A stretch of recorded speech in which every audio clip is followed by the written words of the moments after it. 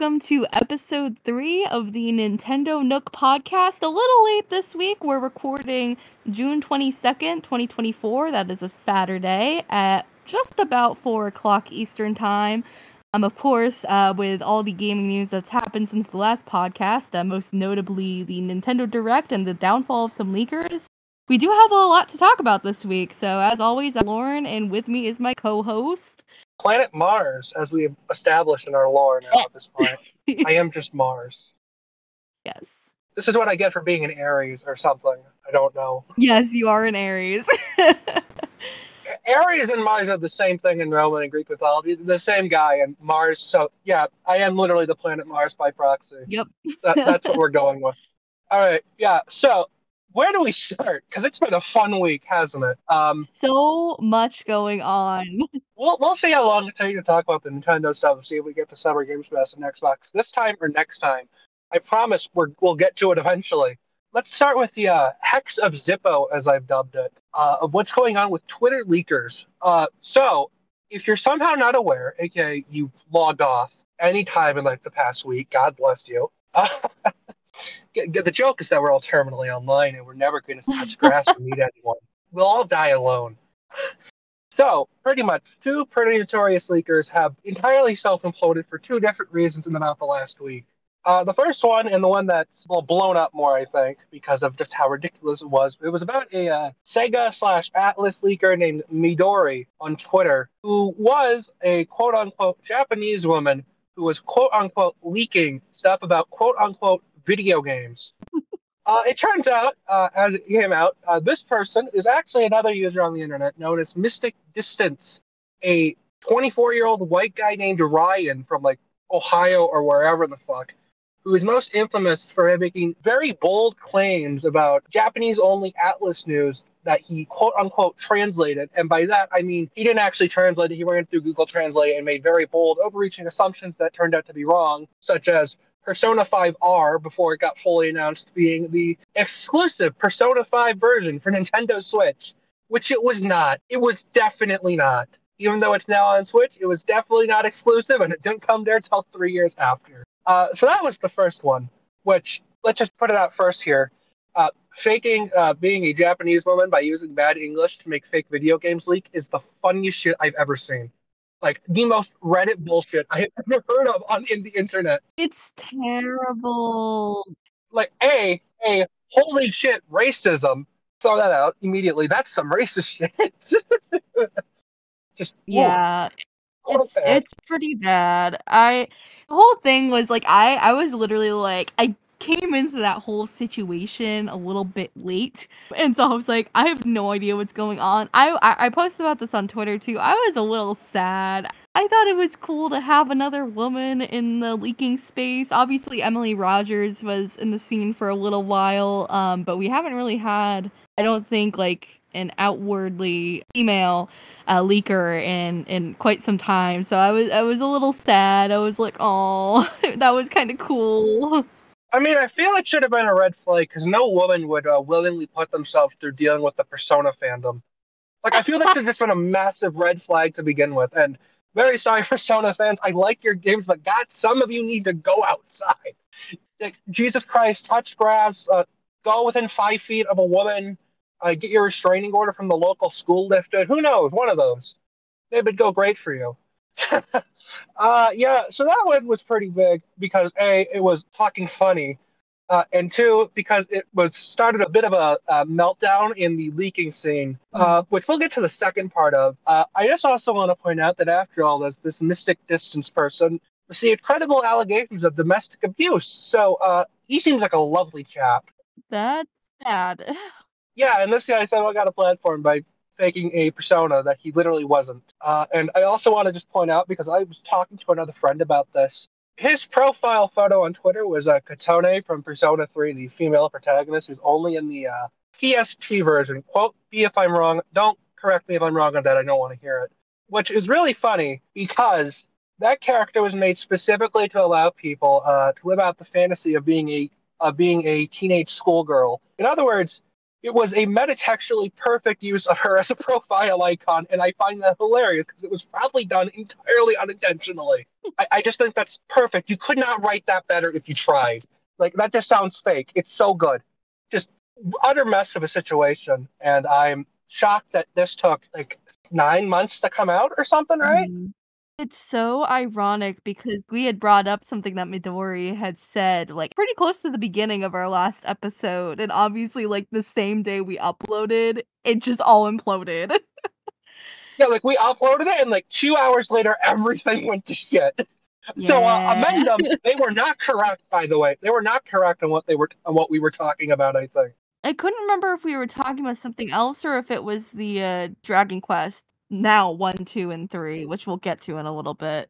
I mean, if that was correct, then well, I guess that was correct. But if it was something that they got wrong, because I remember they leaked a Square Enix thing falsely, which was like a thing that came out like that it was false 30 minutes before shit hit the fan for them, which I think is just great timing. So I'm kind of confused on my timeline of events there.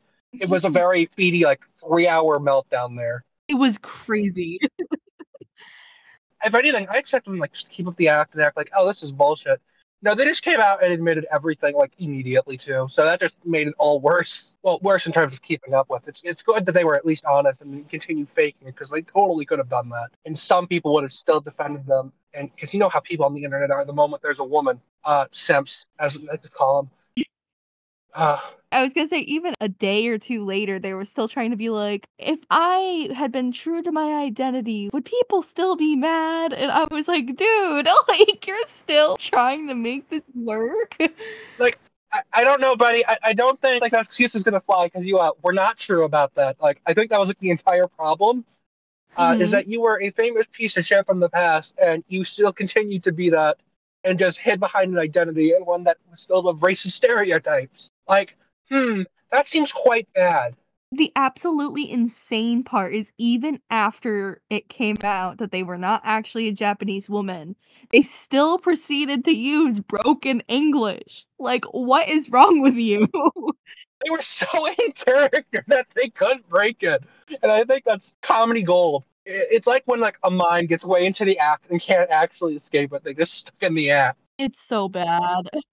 It's terrible, but also this was terrible for everyone involved, but it was also tremendous content, as they say.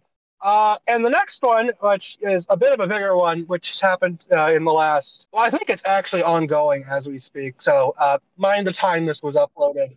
Pyoro, who I'm not sure how you pronounce that character's name, so I'll just refer to him as that damn bird for the rest of this talk. That damn bird was a prolific Nintendo leaker on Twitter who, if I recall correctly, leaked a bunch of stuff from FromSoft in 2022, a couple Sega things, and then leaked the entire February and September 2023 directs before they came out. And also a couple things that Shadow dropped, like that NES Championship Edition Yep. game or whatever. So what happened is pretty much a Nintendo Direct got announced, which, okay, that's normal.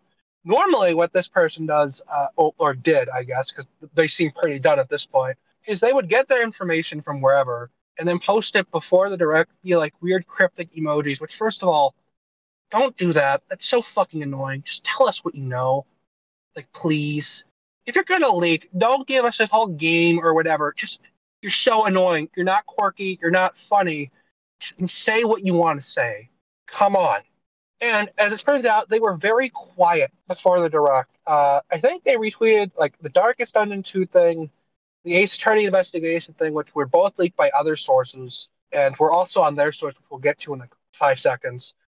And they also leaked some game that was only in the Japanese direct, which was also third party, which at this point is really suspicious, as they generally did not do that, right? Yeah. What pretty much happened is they also said that they heard from not their main source that there would be a new 2D Zelda game. There was a 2D Zelda game, but it was not a remake like they claimed. It was a Mhm. new one, and it wasn't even really a 2D Zelda game. It's more like a spin off. So that got dead wrong. And what happened afterwards is people started piecing together, hey, wait a minute.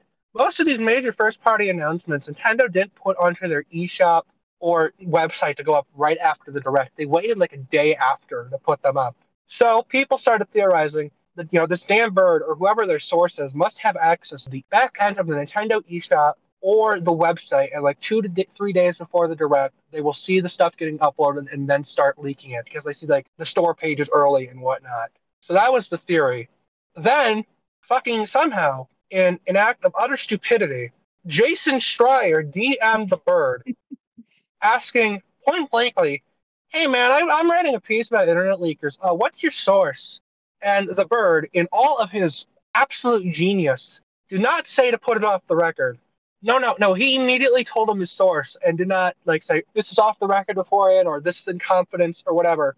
No, he just said outright, "Oh yeah, my source is someone who works at Nintendo in Japan, and yeah, they probably have back end access. That seems about correct." And so then Jason Schreier published his Bloomberg piece, and this is when shit really hit the fan because they were already having their reputation kind of sullied from being weird and missing a bunch of stuff after this and theories that their source compromised or whatever. But they just compromised their own source. Said very quickly in a tweet, "What the fuck? I didn't know they would publish this in their piece." Bro, you're talking to Jason Schreier. What the fuck do you think is going to happen?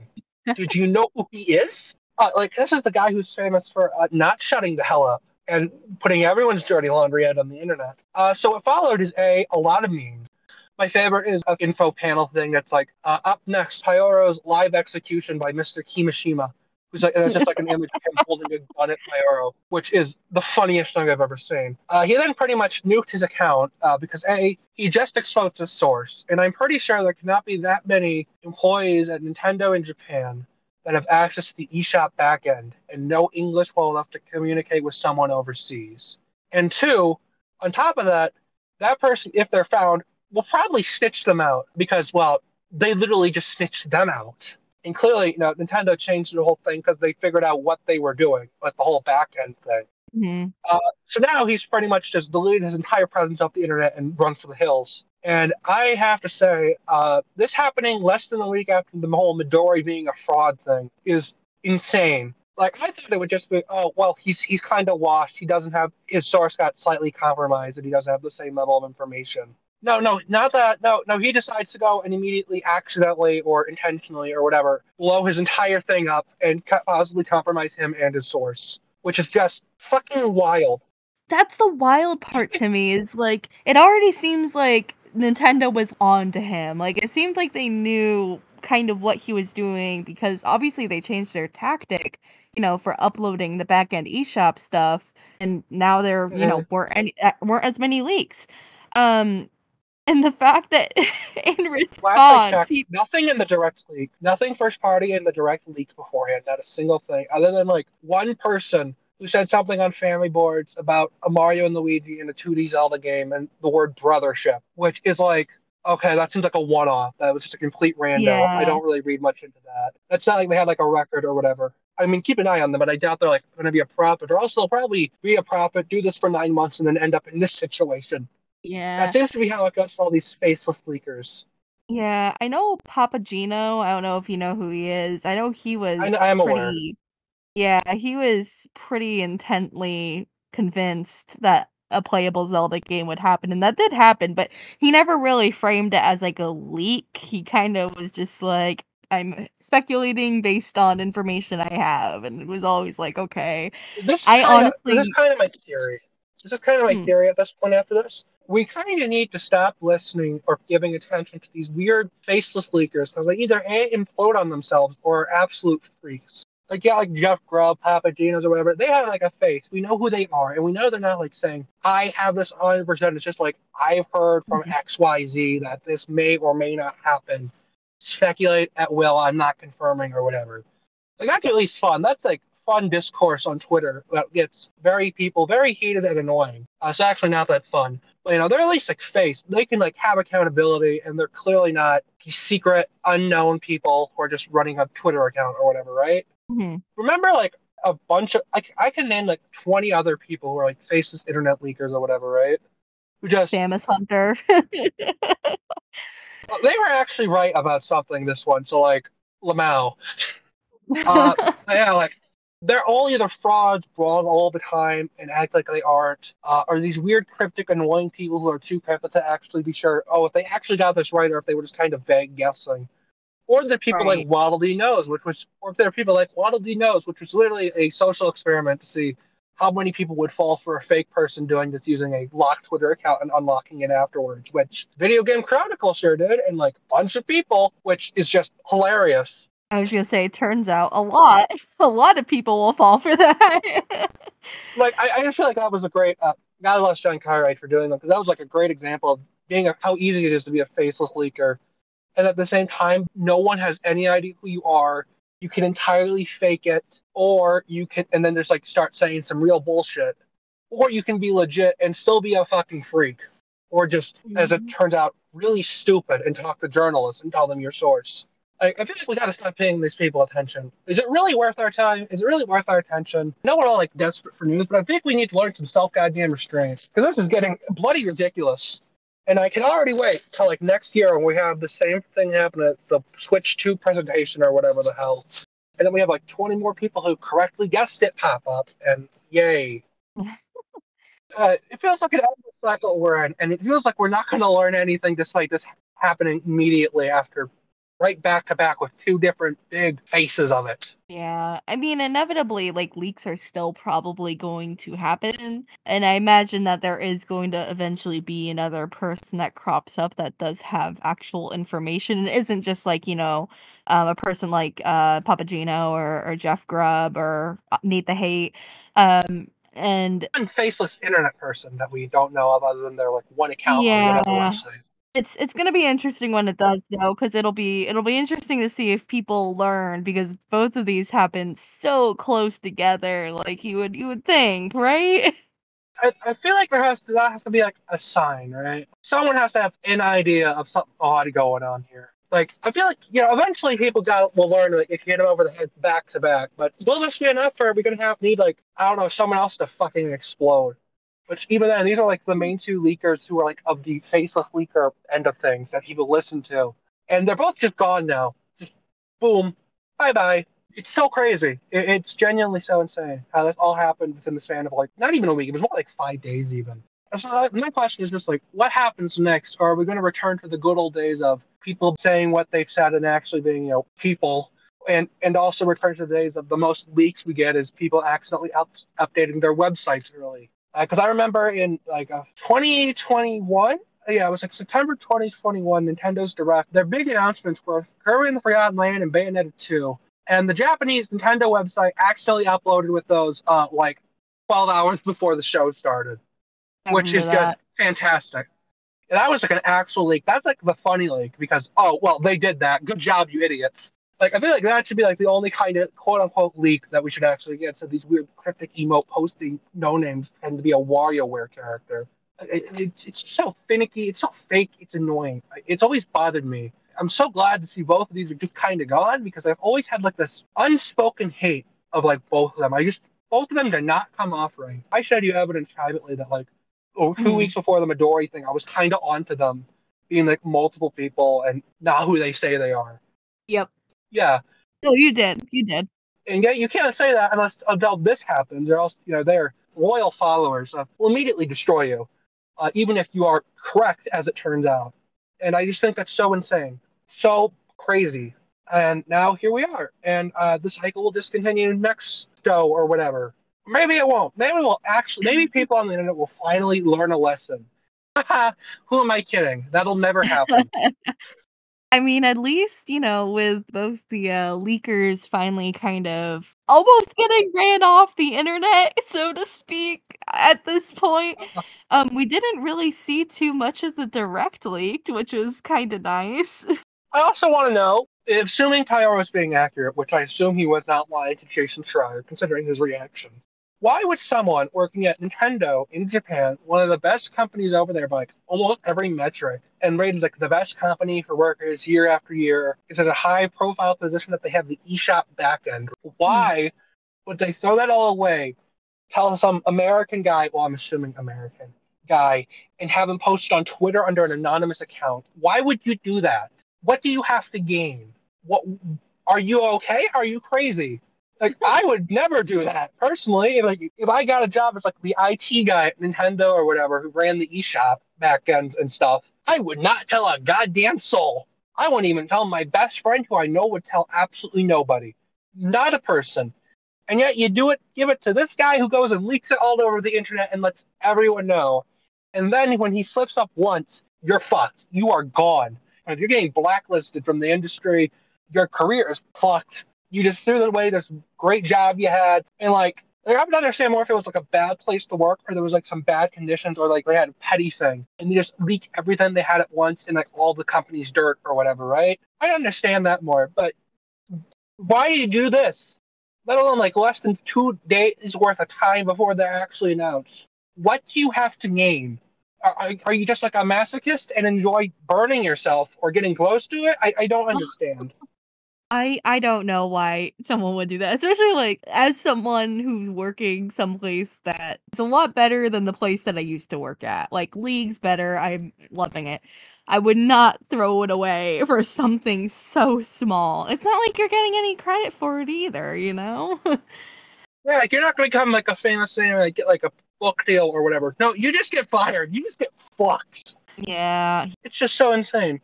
And like, I would understand if they're like a bad employer and you want to shit talk about them. I know about your former job. You have plenty of shit talk to talk about them, but that's another episode. Um, uh, yeah, it's so dumb. It makes no sense. I'm so confused. Like, I cannot process what thought process led to them thinking, oh yeah, this will go well. Baffling. Absolutely baffling. Also, the shocking thing about this is they kind of assumed the bird was like the person working there. Like, he was the source. That was kind of what I was assuming. I didn't expect there to be another party involved, but now that there is, it's a lot funnier in the wow, look at these idiots way. No, for sure. I also thought that Pyoro was doing some sort of work with Nintendo of Japan, or I know everyone's being like, it's not actually called Nintendo of Japan, and I'm like, I am from the US. There is Nintendo of America, therefore. Hold on. What was his name? Like that guy with the purple icon with the magnifying glass who's annoying as hell. Oh, he is annoying. What's his Liam. name? Liam, Is it whatever. Liam Robinson? Robertson? Whatever. Liam, buddy, I know on the off chance that you somehow find this. Yes, we know it's cool. It's actually called Nintendo Co. Limited or whatever. Nobody gives a fuck. Nobody is gonna call. That would be like if you have someone and they who constantly refers to it as like, oh yeah, it's not actually a U.S. senator. It's the senator from Pennsylvania and also Duke Schloppschleier of Fuckville Bumville or whatever. Who cares? Shut up, you goddamn nerd. Like I get that can like bother you, but like you know what they mean. It's not that people don't think it's actually called that. It's just a colloquialism, so people understand what you're talking about. God, get your head out of your ass. If you know who I'm talking about, you probably also share this podcast, listeners, because he's a ooh. Anyway, I'm not going to go on a rant about Twitter personalities in like I the gaming space that actually annoy me. I ended up blocking him for a while because I thought he was too negative, but then I ended up unblocking him, and every so often he comes across my feed again. I'm like, man, I'm reminded why I had you blocked. Like, I I've just, just muted him. I've just muted him, yeah, but God, I am blocked. I will point out though, I am blocked by a U.S. representative and like a current member of Congress, and I think that's hilarious. blocking. Yeah, sorry, get fucked, Richie Torres, you little cunt. Yeah, you soft-hearted little bitch boy. God. And the reason I got blocked too is that I said he was a dumbass. He said some weird ableist shit about like some autistic state representative in New York too. Like God. Anyway, this is not the Richie Torres rant episode though. God, I would love to do one, but all of you would tune out immediately. All right, so can we actually talk about the direct instead of everything else around it that's been a complete shit show? Now, I think we should finally move on from all this chaos surrounding the show and actually talk about the show. Wouldn't that be nice? Wouldn't it be nice to talk about video games? Let's talk about video games. We have a list here of things we have things to talk about, so let's go in chronological order. Let's just start. And first of all, Mario and Luigi is back. Thank God. Holy shit. I'm so glad that didn't get leaked because I I mean, the surprise was way better. The surprise was way better. I want to first note every reaction to this, like video reaction of it, is hilarious because you see people freaking out about like Mario and Luigi, and without context, it's just people freaking out that Mario and Luigi are in a video game, which is like utter nonsense. There are plenty of those. No, but when you know it's like a sub series, it's ridiculous. And I also love how everyone immediately recognized what it was from the art style the moment Luigi ran out of that bush at like the start, me included. That was Mhm. pure dopium. So about that trailer, A, Kevin Afghani is doing an amazing voice. Again, my hot take is his voice is better than Charles Martinet and fits the characters better. I know Ooh. someone will flame me on the internet for that. I also want to say, whenever I try and type his name, it auto corrects in my phone to Kevin Afghanistan, and I think that's hilarious. Thanks, Kevin Afghanistan. Second, just to give you some backstory before I start guessing here. When I was a kiddo, and this is going to make me age, and some probably who's older than me is going to cringe at this. One of my first RPGs was Mario and Luigi Bowser's Inside Story on the DS. I love that game to bits. It's great. I've played it like 5 times at this point through. So I have a bit of a nostalgic connection to this series. I played all the games. I love them all. Well, except Paper Jam. I'm kind of mixed on that one. So needless to say, I nearly blew my goddamn lungs out at like 8 a.m. in the morning saying that. And oh my god, it looks so good. Like, holy shit. Uh, I was talking with someone like the day before about, wow, Mario and Luigi's only been like on the 3DS. Can you imagine what they could do in HD? And like, look at it. Look at those animations. Look how cartoony and jumpy and nice and ah, it's so nice looking. And it's like back to basics. There's no like Bowser, babies, dream stuff, Paper Mario. Back to basics. It's the two guys doing their own thing. Yet there's all these new mechanics that we see like subtly, and it's a new world. It's not like just Paper Jam where it's like generic Mario story with Toads. The Mario mandate is forever here, and you're damned to it. No, it's new characters, a new world. Bowser isn't the villain. Peach isn't kidnapped even. It said that on the website when that came up, and I just want to point that out. That's great. Because they have these like, new villains, these new characters, it's a whole new location, and you're going island hopping, and it's so good. It's so fucking good. I am in love. I love the new UI too. It's so stylish and nice, and mwah. And also the bros attacks, like they got a bit out of hand, like in the later games where these got like kind of ridiculous, right? No, they went Mhm. back to like the Superstar Saga thing, where it's literally just them working together with what they have, instead of like pulling Dimension Rift shit out of their ass, which is like cool in its own way, but not as cool as just like in the trailer, it shows like Mario jumping, Luigi kicking him back up to jump on it again, Luigi hitting Mario's hammer and sending like forward in a somersault to pound down on a guy. It's so good. I love it. It's so back to like it feels like they took like the best of every game and like kind of mixed it. And I'm in love. I don't know who. My main question is who the fuck is developing this? Apparently, this morning, Stefan Totillo, formerly of Axios, who does his own newsletter, Nintendo told him that like a bunch of Alpha Dream staff were working on it. A different studio, I think. So my main question is: A, why can't this game be out sooner than November? I want to play it immediately. Two, who is making it? That's like my main question. I've seen my main theory is next level games because I'm not sure if you saw that animation, but this looks exactly like something they would make. It's so spot on, and they also like they're all over the place in genre too. They did like Punch Out, they did Luigi's Mansion, they did a bunch of other stuff. They can do a Mario RPG with like a bunch of former staff.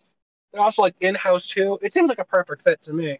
I'd love to hear your thoughts on that though. And Yeah. one last thing before I let you, one more thing before I let you talk on this because I have one more thought that's like on the top of my head uh, just about this, and I need to immediately say out. Whoever decided to name it Brothership is a fucking genius. It's brothers on a ship, Brothership. It's so good. My only thing I'm sad about is that they didn't name it Brotherhood instead, because God, I could make so many Full Metal Alchemist jokes about this, and it would have been so great. But close enough. I'll take it. The name still rocks. Uh, sorry, I've been exposed as a Full Metal Alchemist, a Brotherhood fan. Please do not judge me. I just have good taste in anime. Anyway, I'll let you give your thoughts in now because I've just ranted for like 5 minutes. It looks so good. Yeah, I have several thoughts on this game, all of which are positive. I think the new voice is kind of for Mario in particular is taking some time getting used to, but I do think that it does work better. It fits better than like the voice in Wonder, where it was kind of a bit had some odd lines in it. He's definitely gotten better. His Luigi's been perfect the entire time though. Yeah. I think he also kind of gives Mario a little bit more of like a personality, not just it's a me, I'm a plumber. You know what I mean? Like I think it's It, I think there's more personality. Yeah, it's the actors have their own little touches that bring the characters, and Mario feels a lot less boring. I don't know why. The voice just sounds so much more exciting and less boring, and it's like, wow, and they're making Mario not just generic protagonist guy with the brother everyone thinks is cooler. I think it's really nice, even if it's just like a subtle voice change that's causing it. I honestly don't Yeah. think most people would even know their voices changed if you just showed them this into the game before this one. I don't think they'd even notice, which is a good Yeah. sign when you're like replacing such a long tenured actor for such iconic characters. No, for sure. I was also gonna say, like, just the graphics also look very, very pretty. I really like how they blended sort of the 2D sort of origins of the series and the art style that has been seen time and time again, when Alpha Dream was developing it, and they kind of kept it and they HDified it for the Switch, and I think it looks My, really, really, really, really good. my only issue is there's like a couple of shots like when they were like talking to people like in those weird close-ups where they're like Mhm. talking to a character where the models look like slightly stilted and there's like some weird clipping, but also the game's not out yet, so it's not even finished. And it's also so minor that I didn't notice like my third watch of the trailer. Otherwise, yeah, I don't understand why people don't like it. I think it looks great. Like, Yeah, I I mean, if think it someone if looks. someone here wants to explain, doesn't like it and wants to explain to it, please at me on Twitter and please explain it to me because I genuinely do not understand. Yeah, I don't know, I just think it looks really good. I do plan on getting it day one. I'm super No, duper absolutely. excited for it. It's seriously, like, looks so good. Yeah, like I'm getting this game and food orders to my house for like a week will be appreciated because I am not stopping playing it until I beat it. That's like a joke for the record, but God, it's very tempting. To just absolutely no life. Oh my God, I feel like such a giddy little child when I'm thinking about this. I also had the same thought that you did about the brothership name. I love puns so much. I think they are the greatest thing ever, and the fact that it's brothership and they're brothers on a ship, just so good. I love it. So definitely agree with you on that. I was in a call with my friend. His name is MKWD64 on Twitter. Hi, MK. Shout out. You're cool. I was live with him on Twitch watching this, and my entire reaction is pretty much me going, was pretty much me saying "Holy shit" for like an hour and 30 minutes straight, and then groaning at the pun. It was really good. Oh, I Good love it. fun. It was good. It was good fun. Yeah, it was good fun doing that. Yeah. Do you have any other thoughts, or should we wait till like because I feel like there's going to be like more Oh, info on yeah. this as we go. Obviously, this was like a first trailer. But like, is there any other dying thoughts we got other than who you think the Oh, developer you is? know what? That's what I want to know if you have any other. I did see a couple people say that they thought it might be Ilka, who developed Brilliant Diamond and Shining Pearl. But they've also developed some other games. Like I think also did One Piece Odyssey, and Sandland, and Oh yeah, they took in a bunch. They took a bunch of Alpha Dream staff in. yeah. Then So I think that's I think they got like the character designer for the Mario and Luigi game. I think they got him too. So this could also just be like a project where they kind of like rent out a bunch of talent to work on it at like as on a per game basis or something. Well, who knows? There's a lot of options. It's very clear, like looking at it, this is very much the same team who's made the other games, at least like partially. It's got the same bread and butter DNA in it, and it's great. yeah. I've seen a lot of comparisons to this is just like Dream Team, and yeah, it kind of does feel like Dream Team 2 in like a very fun way. I'm very excited. Please give me the game now. Yeah, but is there anything else you want to say about Mario and Luigi? Uh, can Nintendo send me an early copy, please? Can I email them like a request of, hey, please send me a copy like now? Thank you. Um, all right, let's move on now to the first third-party thing, which is Fantasia Neo Dimensions, which I will be completely frank, I know nothing about, other than it was like an Apple Arcade Yeah, so exclusive here's the beforehand. thing. I paired it up with on my list at least, with Hello Kitty Island Adventure because it was exclusive. Both of those games were exclusive to Apple Arcade. But touching on Fantasian a little bit more, it's interesting because it's actually I think it's created by the creator of Final Fantasy. But Name you are a forgetting, I'm name assuming, I'm forgetting. Yep. because I am also forgetting. Yeah, I We're so good know. at that. I remember I think it has an N in it, but I can't remember anything else. Sorry, geek cred down. Lauren and Post just like put his name in here. Thank you. Yeah, he doesn't work at Square anymore. I know he left like I think after nine, Final Fantasy nine after that. The interesting thing is that Square is publishing the game, so it's almost like kind of like a little bit of a reunion. Um, so they're publishing it obviously on Switch, and I think it's I mean, also coming to PS5 and Xbox. At the very least, PS5. I'm not sure about Xbox. it's not coming to Xbox. I just want to point out real quick on the topic of Xbox before we move on. Uh, a lot of games coming out multi-platform are suddenly becoming either PC, PS5 only, or PC Switch, PS5 only. The easy multi-plats aren't even coming to Xbox. It's kind of entered like the GameCube Doom loop, as I kind of termed it, where you don't even get like easy multi-plats, and that's kind of proof your platform is in deep shit. I just find that both amusing and kind of depressing. This is just kind of one example of that. Yeah. But yeah, Square is publishing it because I don't think he left on bad terms. I'm pretty sure he just wanted to like do something new. As far as I was wrong, he's not Yuji Naka. He's not going to go make Mighty Number Fantasy or Yeah, whatever. but obviously, I had brought up Hello Kitty Island Adventure. I'm so freaking excited for this game. I popped off when I heard that this game was coming to Switch because I don't want to pay for Apple Arcade, but I wanted to play that game so badly. But obviously, Sanity won out, and I did not subscribe to Apple Arcade just to play Hello Kitty Island Adventure. But now that it's coming to Switch, you bet your ass I'm Okay, playing that so game. okay, Lauren, real quick, how old are you again? I'm almost 26. Okay, so 25-year-old woman may excited for a Hello Yes. Kitty game. Yeah, that's the most artistic thing I've ever heard in I my life. Jesus okay, Christ. Uh, I know nothing. Look, you don't need to defend it. I understand. I completely understand. You don't gotta defend it. I just think it's funny.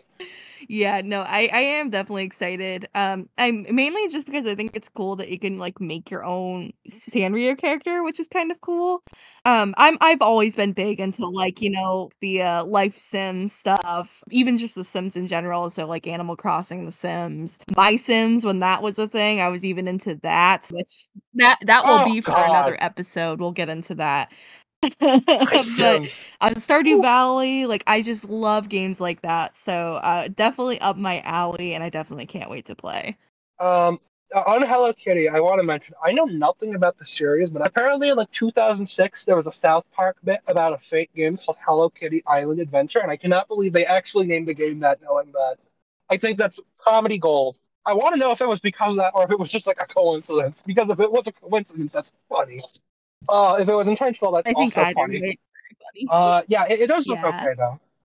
It looks okay. It's just like a big old case of not my thing because I am the opposite is, and I'm not into life Sims that much. Other than like The Sims, where when I was younger, let's just say The Sims 3 was my torture simulator.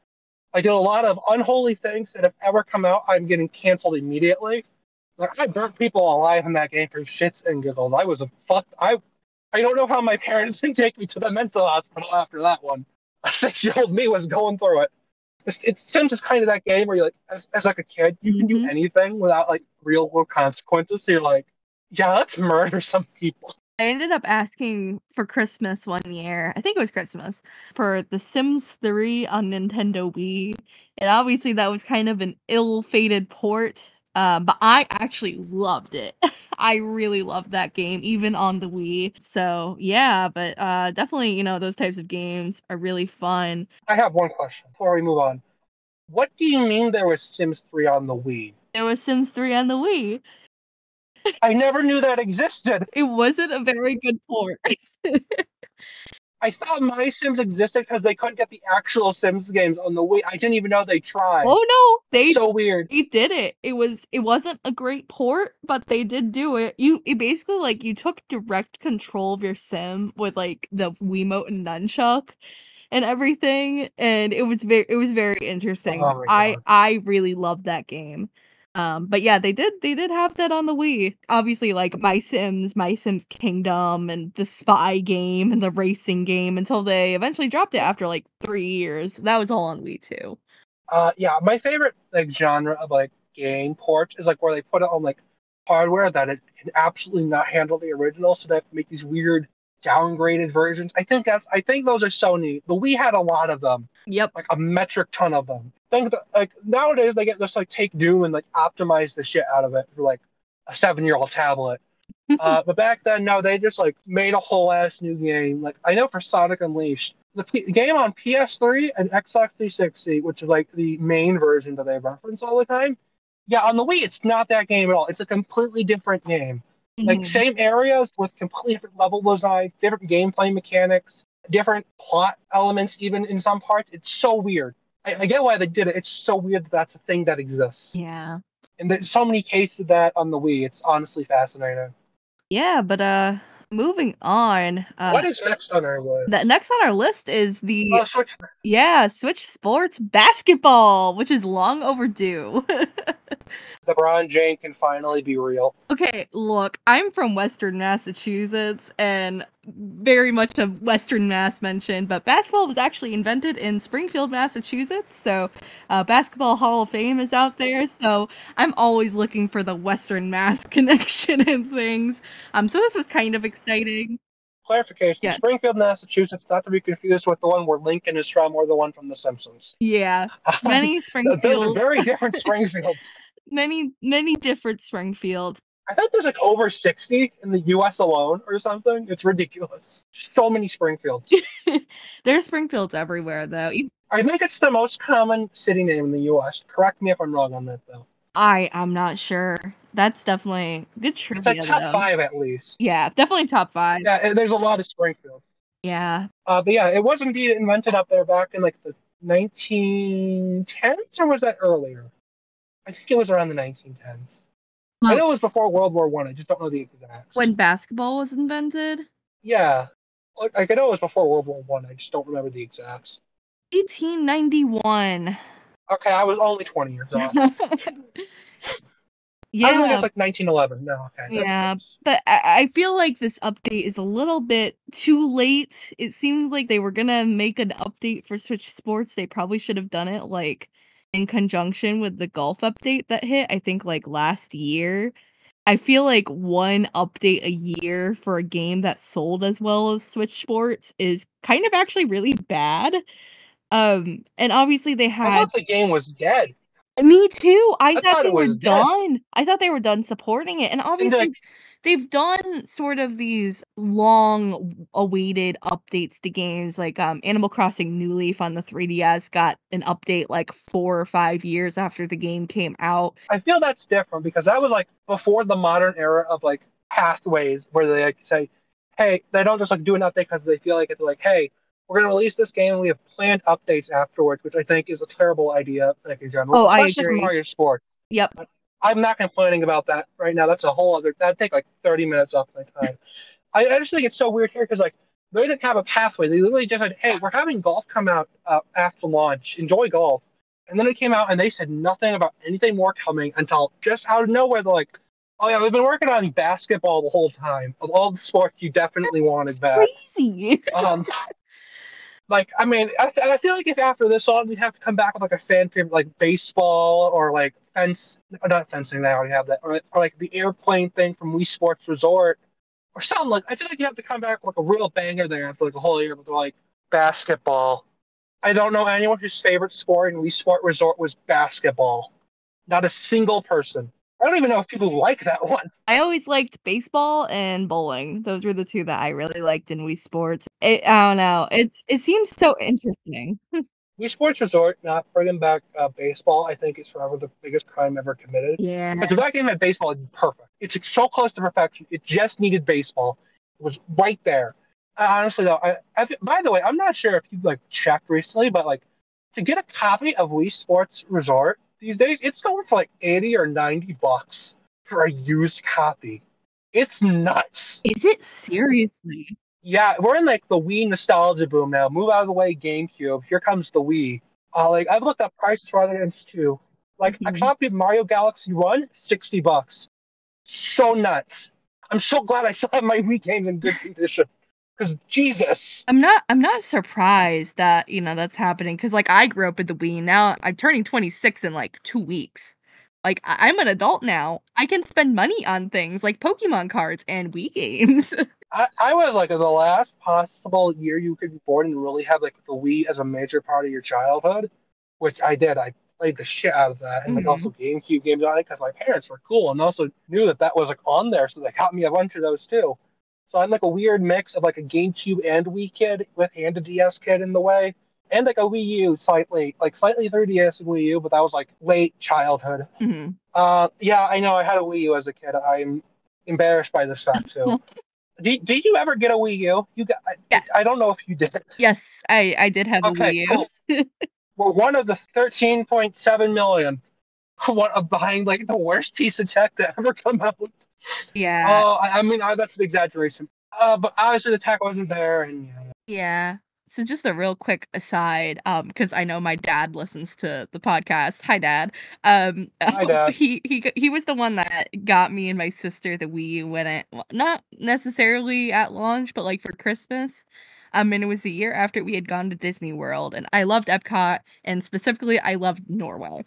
And he signed it. There used That's to be specific. there used to be this ride in the Norway pavilion at Epcot, and it was basically like this Viking ride. I think it was called Maelstrom, if I'm remembering correctly. And in it, he was like, "The Mhm. spirit of Norway will always be with you." And so my dad signed the Wii U to Lauren and Caitlin from the spirit of Norway, and I thought it was the funniest thing as a kid, and even as a 26-year-old adult, I still think it's hilarious. Anyway, thanks, Dad. That's great. That's an amazing backstory. I got my 3DS in 2013 because I have like a lot of medical shit in my life, which I told you, and I will not say on here because oh boy, we'd be here for hours. I had to get like a blood draw when I was like 8, and I Mm. was a little shit who would freak the hell out and have to be like physically held down for those. And I said, and my mother told me specifically, if you go on this blood draw and you don't cause a problem, I will get you a 3DS and Mario 3D Land. Because you know Ooh. I said I wanted that game for Christmas, and this was like September, right? So I went, and that was the only blood draw until I was like 13 that I went into and did not have a single problem with. And what do you know? I got a 3DS XL, I got a copy of Mario 3D Land, and I got a copy of Mario Kart 7. Oh, Best nice. trip home ever. That was like we were like in like 2 hours away when we were doing that because that's where the appointment was. Living in a rural area is fun. So that was the best car ride back home ever. And I'm so glad I got an XL because I cannot imagine holding like a tiny original model in my big ass hands these days. I have a new 3DS XL too, but like God, I would have outgrown the original so fast because my hands were already kind of big as an 8-year old. If we're just talking fun stories about how we got video game consoles, Yeah. there you go. There's my contribution. I got my blood drawn in order to get a 3DS. Yeah, we are, like, way off topic at this point, but the next thing on our list, was Mio. Well, sadly, there's no Castlevania games, or else we could have transitioned greatly into that from my blood draw. Okay. Um. So my first thought on this game is I can no longer associate the name Mia with anything but the Xenoblade character. My brain has just totally been rotten. So now whenever I see that name, I'm like, oh God, Welsh cat lady.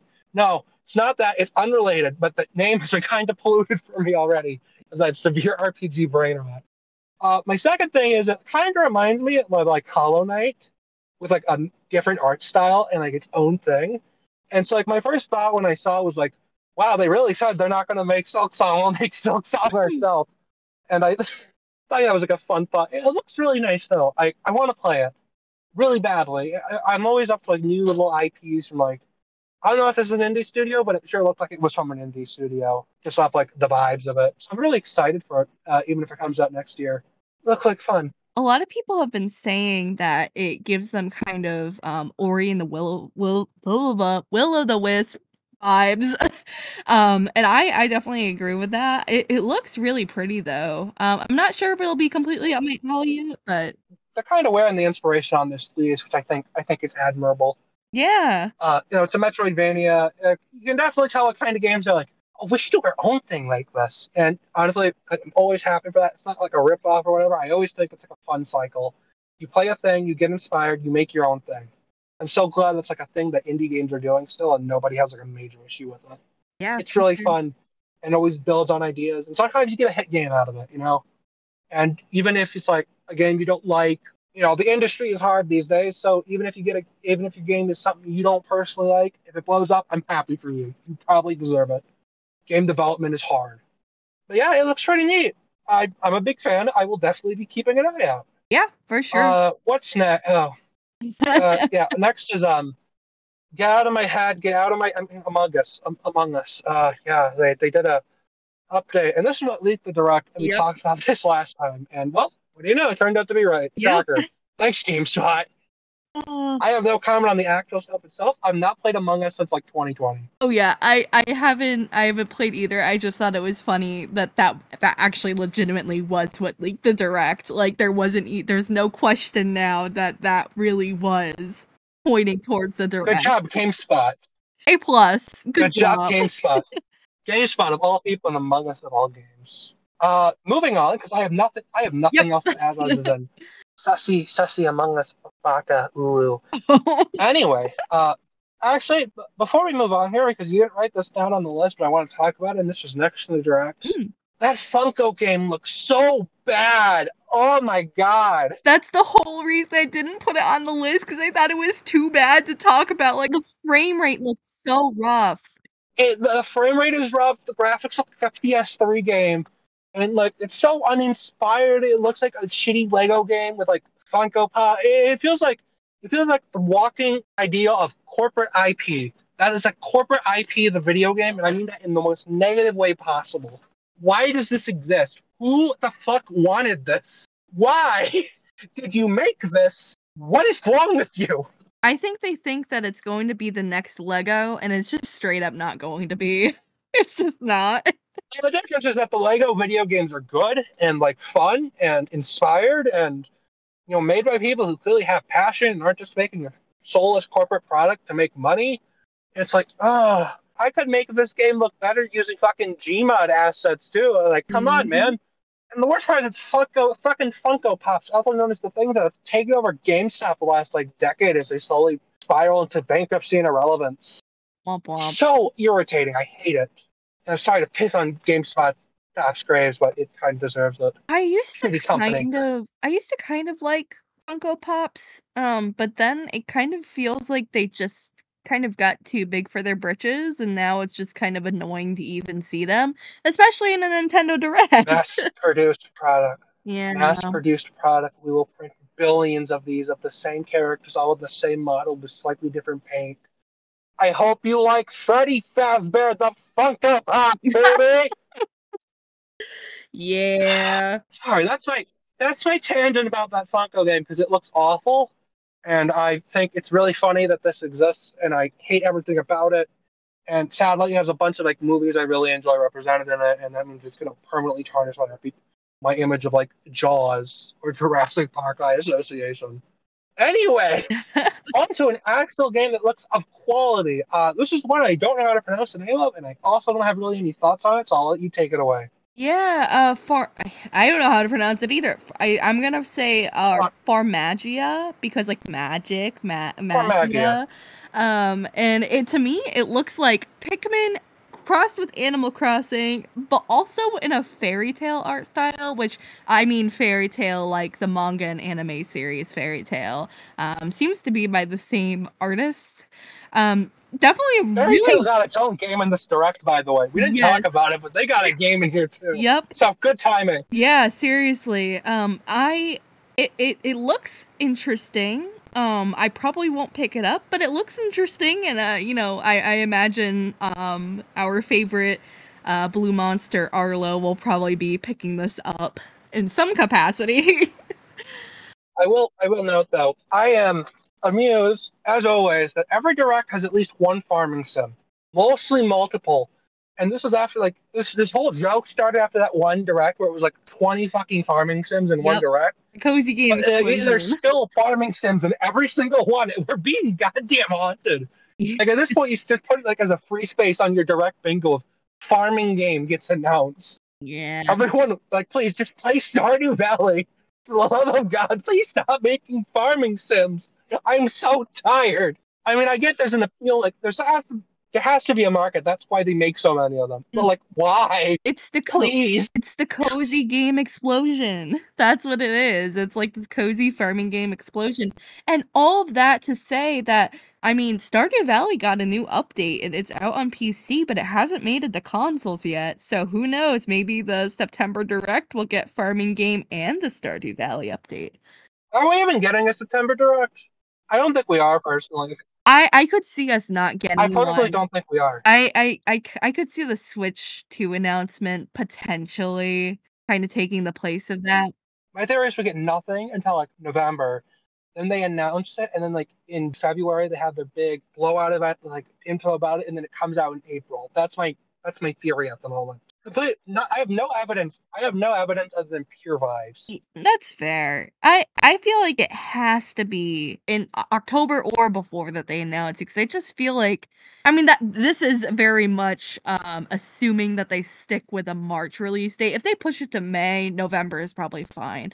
I've heard some theories that maybe they'll wait until May to release it, but if, like, strictly speaking, if they were to redo the Switch and launch it in March, I feel like October, by then you gotta have like something. I mean, Isn't October when they first announced the actual Switch itself, like originally? I think it was October maybe? 2016. Yeah, I think it might have been I'm pretty that. sure it was October 2016. But yeah, my theory is going to be like April or March, April or May. It's going to be one of them, and I'm just going to guess April because I don't know. It just feels right. Mhm. It doesn't feel. It feels like a bit too on the nose to launch it the same month as the last one in the odd March thing. But it worked so well last time. Maybe they will just be like Yeah. early March again. Let's hope it works. Yeah. Because whatever they did, it fucking worked. It's going to outsell the PS2 at this rate. Well, I'm gonna actually get into that a little bit later in the podcast. Which we're already going on an hour, but even later than this, I'll get into Switch outselling PS2 because I have some stuff to talk about that for. It's only like a million away from outselling in the United States, Which is which is wild. crazy. Yeah, it really is. And I had a PlayStation 2.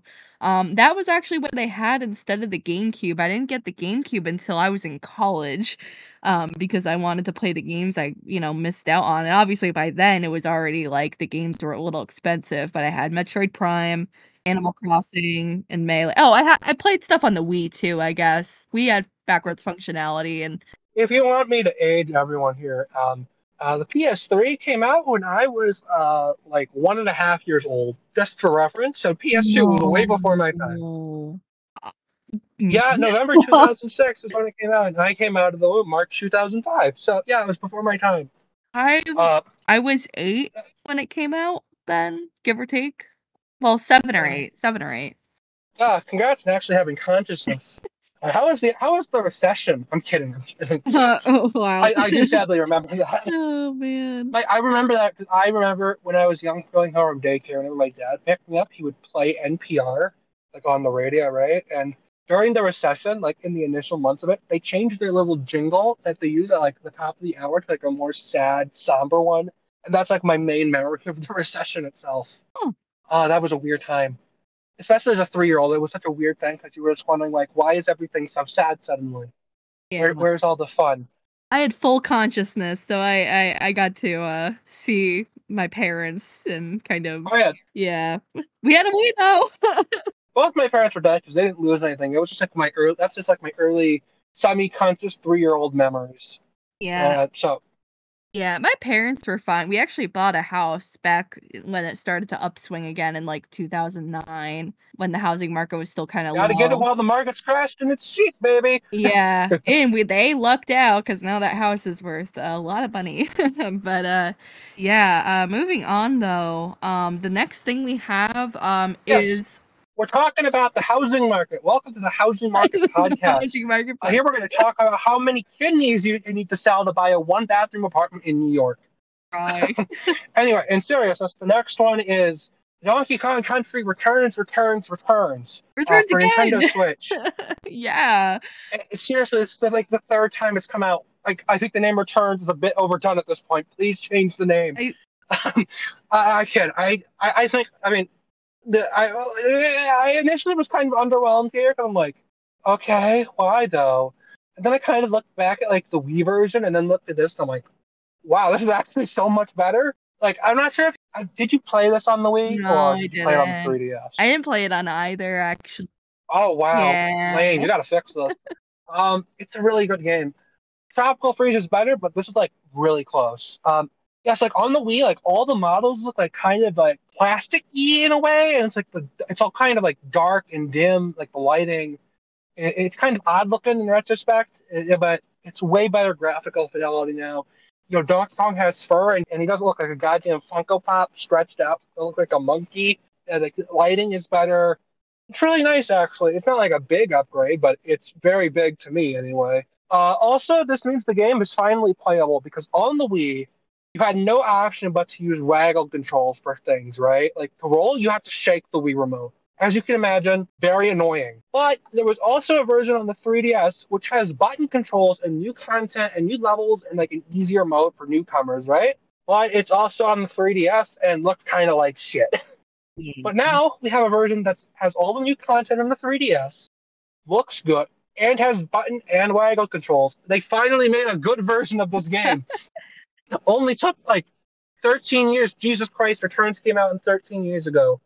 Jesus Christ 2011 was 13 years ago. Good Lord. Congrats, we're all old. So yeah, I'm just really glad that this game is actually like something I want to go back and play now. That won't either A, give me fucking arthritis in my wrist or cause me eye strain. That'll be really nice.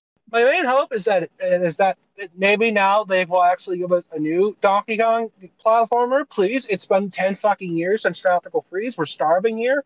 The DK fandom was freaking the hell out over a port of a port.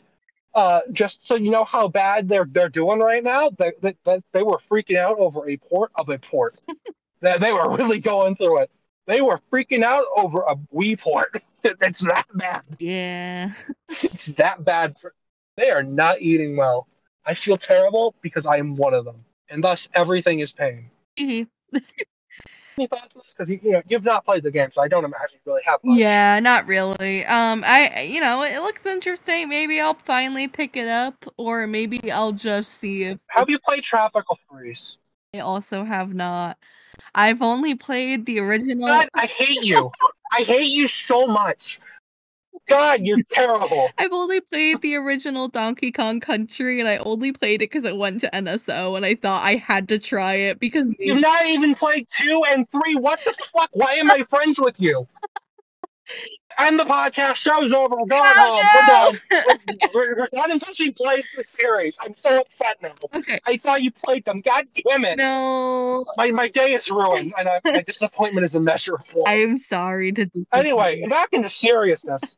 Okay, next. Dragon Quest 3 2D HD, which is a handful of a name, and I don't like that it's called 2D HD. Just call it like Dragon Quest 3 Remake, please. Anyway, it got re-revealed after fucking 4 years, 3 years. When was it? Like 2021 or 22? It was one of those. It was a long ass time ago, Yeah, pretty much. And it got us the same time as Dragon Quest 12, which we've also not seen since then. Even though we didn't even see gameplay for that, we only saw like a logo. yeah. It was God. only a logo. I remember Uh, that. Yep. and, I stayed up and for that's that. going, and that's probably going through like a hell of like a composer thing because their composer fucking died, like in the middle of development, which was just great. Well, he was also a piece of shit, so it was actually pretty great news, but not the point. Anyway, yeah, this game looks great. I can't believe they made Dragon Quest 3 actually playable. I played the first 3 games on Switch when they originally released, like a straight port of them. I'm sorry, but they do not age well. They have NES RPG-itis, and I can't stand them. I beat them all, but it was miserable, and I can't wait to actually play 3 and 1 and 2, which is real, I guess, Yeah. and not in like one package. So no, it's 1 and 2 is releasing separately next year for some reason. It's not like all the one thing, which is the most Square Enix thing I've ever seen in my life. Because God, they do not know how to release things in a way that makes sense. Looks really great. Cannot wait. Please don't charge full price for Dragon Quest 1 plus 2, please. Because those games are like 12 hours combined, and if you charge $60 for them, I will be mad. I was gonna say, You're a big Dragon Quest fan too, so I'll let you go. yeah. No, I'll let you start talking. I've only played 11 and 4. I have nothing to stand on here in comparison. 1 through 4 and 11. That's all I played. Yeah, I think it's interesting that they're like, "Oh, we think you'll get enjoyment if you play 3," and then I think it was 1 and then 2, so that's why they're, like, releasing it in, like, a weird order and not just all at once. Which, it's a strategy. I mean, correct me if I'm wrong. I'm not an expert on my lore, but right, 3 is chronologically before 1 and 2, That is right? Like, correct. I think that's what it was. That is the reason. This, I, But that's so stupid, but okay. I thought they were just releasing it first because 3 is the only good game of the 3 in any way. I was gonna say, I think maybe, like, it would've been a little less confusing to people that are new, if maybe they just called it, like, Dragon Quest Trilogy HD 2D or something like that, and then go in order from there. Just released it all at once. Well, yeah, Wouldn't that have been exactly. smart? But yeah. Well, yeah, but, unfortunately. Square refuses to make good business decisions, so I'm not really shocked. Like, remember when their president was like NFTs were the future, and then he got fired like 3 months later because like they were losing a bunch of money, and they had to do this big old restructure or whatever the hell. Yes. Yeah, that happened. Well, I want to play it. Yeah. Please give it to me. I know exactly. I'm really excited. Definitely gonna get this like day one. I think I might get it digitally. I haven't quite decided yet, but I'm kind of feeling digital. They do have a deluxe edition that's going for $200, which is kind of insane. I Oh, thank you. Jesus Christ, Square. Come on. Yeah, Jesus. The $200. whole game's going for 62, right? Yep. So, you get the game and you get some other stuff, and you get, like, these, like, acrylic figures, I think that's what they're including too, and, like, some digital stuff, but $200 seems a little steep, and I probably will not get that, but I'll at least, get it digitally, if not physically. I'm kind of Day leaning. is definitely getting that, though. She probably already has a. She probably already pre-ordered it. Hi, Day. Oh, yeah. If you're listening, we know who you Hi, are. day. We know how you are. Oh, man. Yeah. Uh, apparently, the special edition is already sold out in Japan, which is insane. They're fucking crazy for this damn series. It's so I'm awesome. so not surprised. It's huge over there, I think. Like, it's sold out in a week, and they've Yeah. had like make another order of them because there's so much demand.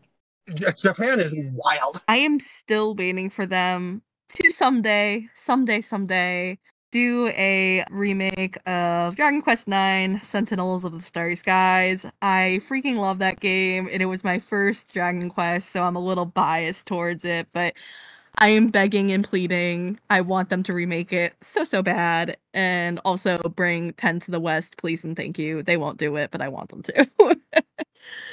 Still want them to remake that because I don't want to have to track down a copy and then play it on my 3DS because I really don't feel like playing it on a 3DS. I don't know if I told you this, but back in like October last year, I decided to suffer and got a copy of Xenoblade 3D and played the entire game on my new 3DS. Why? Well, why not? I already beat it on the two other versions. I might as well. I somehow did it, and it actually caused my hands physical pain. Ooh, Don't do that. So I'm not really excited to play another game on 3DS. So yeah, please like do a remake of that. Thank you guys. yeah, Much appreciated. seriously. Yeah, seriously, why is the 3DS like the way? Why even the XL? It's still kind of like so weird and like strain your eyes and just so yeah. It's only an issue with games clearly not made originally for it, but Yeah. yeah. Anyway, what is next on our list? If we NSO have nothing else to add here. games! NSO, let's go! We talked about this last week. Metroid Zero To be Mission. completely honest, Metroid Zero Mission is somehow only the second hypest announcement related to Metroid in this direct. Yeah. But also, it was really hype because God, it's such a good game. It's a great starting point. Please play it. It's all I beg you. Then please play the rest of the series and buy every copy of it. So Nintendo makes the series more than like one entry every 2 decades. Thank you. Also, this means with Zero Mission now on here, this means every single Metroid game is on Switch that isn't Samus Return of the 2D ones, which I think is really neat. But then again, Samus Return is a 3DS game, and frankly, they can probably just remake that too, considering they're remaking Luigi's Mansion 2, even though that's like the most unremarkable remake of a video game I've ever seen in a hot minute. Like, there's nothing new to it. The marketing is so low key, it's just kind of there. So I might as well do Metroid Samus Returns. I'll play it again. I think that game's way overhated, honestly, but that's, again, all a discussion. Please play Zero Mission. They also brought over the Link's Awakening version on a GBA, but that's mainly exciting because it means Force Stars is on NSO now, Yeah. which means you can play it without two GBAs and a link cable and your sanity, which is really nice.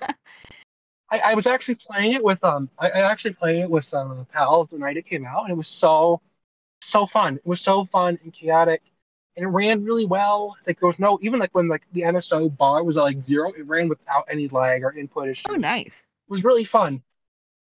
Yeah, GBA is shockingly stable with online. I don't know why. Meanwhile, like on N64, it's a shit show. Uh, I've tried playing Mario Party games on there, and if you have like one person with a bad connection, it becomes a goddamn PowerPoint. It's real bad. Please, on Switch 2, please fix your goddamn online infrastructure. I beg you. I mean, it's gotten better over the years, but like, still, I'm Jesus. hoping with Switch 2 they finally get their online game in gear. Also, maybe lower the price of the expansion pack, like $15. It should not be 50. I'm still mad about that, even after like 4 years. Even though I have paid it for 4 years, so I'm absolutely a hypocrite here. But I really just want Majora's Mask on my Switch. So like, oh, I'm a shill. Also, I'm on a family plan, so it's like $8. It's not really that bad for me. I still just think it's a ridiculous price point. Yeah, no, for sure. I have nothing else to add on that other than it's cool that it's here. Yeah.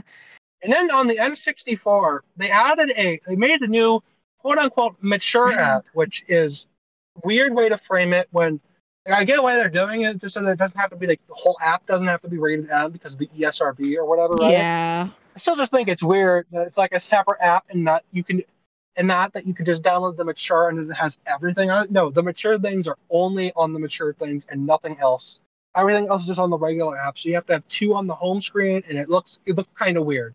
I don't like it. I don't know why they did it that way, but whatever. Yeah, they added Turok, which is really weird because that game has a remake that's far better. And they also added Perfect Dark, which is really weird because that game also has a remake that's far better. Well, Perfect Dark has a remake, which is now getting its own full remake, but that's for next episode. I mean, it's cooler here, but like, why would you ever play these versions when far superior versions exist? Yeah, Almost like your only option to play these I've games. noticed that tends to be a pattern when it comes to Rare, that Microsoft has them do something regarding their old IPs, and then they're like, oh, by the way, the original version is now magically coming to NSO. Wow. And so obviously, Banjo Kazooie, hello. someday they'll bring Banjo and Kazooie back, and I cannot wait for that day. My hot take is Banjo Kazooie and Banjo Tooie aren't actually that great of games in the first place, but Ooh. that's a hot take for another day. Please don't cancel me on Twitter. They're good. I just don't think they're masterpieces Yeah, we still need or Banjo whatever. Tooie on there. So someday. Banjo Tooie is actually better than the original IMO. Sue me on that one. I think that's a hot take. I don't know. Is Banjo Tooie being better like a hot take? I don't keep up. I'm not sure because I I think haven't it's. I haven't delved too deep into the Banjo and Kazooie fandom. So I don't want to know what goes on there, but I imagine a lot of coke. Anyway, is there anything else to kind of add on here other than please just play the remix of Turok and Perfect Dark for the love of God? I want a new console and it's probably gonna wait until Switch 2 launches, but yes. That's it. Okay. Next, we have Okay, so I'm gonna explain this to you because you said it's apparently huge. The Marvel vs. Capcom collection. Let me explain this to you. Okay, so Marvel vs. Capcom 2 came out, right? And it was this big fighting game that they love to death and they think is amazing, right? Mhm. The game never has gotten re-released due to like some rights issues revolving certain characters in there, and Disney not agreeing to let them release it, right? And so this collection, they just re-releasing for the first time a bunch of things related to Marvel vs. Capcom 2, which is huge. And not only that, they are adding characters to the game, Ooh. like that aren't on the console version or not on the arcade version or were only playable by the AI in like the story mode or whatever. No, they're making them fully playable, which is huge. And it's coming to PC too. So pretty much the fighting game people who love Marvel vs. Capcom, they have just blown their goddamn mind. I don't know if you saw Maximilian do Oh, his I reaction to did. it, but he was I did. like My favorite thing about reactions like that is like when you clip it like on the next thing, so it looks like he's actually just losing his mind about Mario Party if you edit it correctly, which is really funny because it like goes into the next thing, which is just great. But yeah, that reaction pretty much sums up what's collectively going on right now. It's a huge deal. That said, I'm not a fighting games person, so can't relate, but I'm happy they're happy. Other people being happy makes me smile. Simple joys in life, isn't it? Yeah, no, I definitely his reaction, Maximilian Dudes. It was akin to me like the like Arlo's reaction to Pikmin 4. Just filled me with joy. I love seeing people excited. So I'm very excited for, fighting game fans that are very excited for this game. Obviously, like as someone who is a Tomodachi Life fan, I fully understand the it's never coming back and then it hopefully someday will come back. And you also understand being into something that most people are not into. 'Cause, we're a very niche fandom here in the Tomodachi Life Enjoyer community. Oh man. But yeah, that's really all I have for Yeah, that. me too. This next one, I want to explain something really important because there's a lot of good stuff about Super Mario Party Jamboree I'm very excited to talk about. But I must bring the most important thing up. That's like the biggest addition ever. They made Ninja playable. Fuck yeah! Let's go, Ninja Bird. They're back. I'm kidding, but that was seriously that was the most excited I got in the entire trailer was seeing playable Ninja, and I There's do not gotta be regret it. other new playable characters I too. was So like I wonder who else. I'm assuming they're locked because I assume they're locked because like Diddy Kong was not there at all. He was in the Mhm. original Super, so he's definitely just not unlocked yet. There's definitely more that are unlockable, I'm going to assume. But I will say, my first reaction to this was pretty much I saw the Super name and groaned immediately because the original Super was mid, pure definition of a 5 out of 10 video game. And then like, as the trailer goes on, you're like, oh wow, they're actually cooking here. Holy shit. They have 5 new boards, all of which actually look good.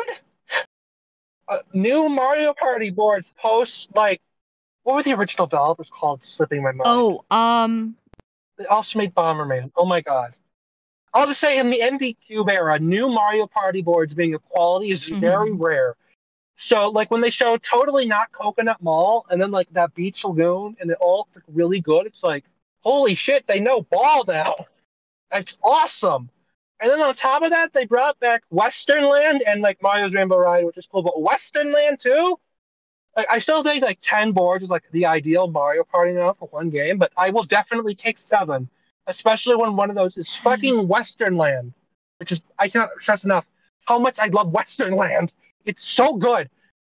I love Western Land. Please. I also hope this means now in every game they will always just like bring back a few old boards along with new ones. I think that'd be really cool. Like I feel like that's a perfect thing, kind of like how Mario Kart does it. I think that'd be really cool to do.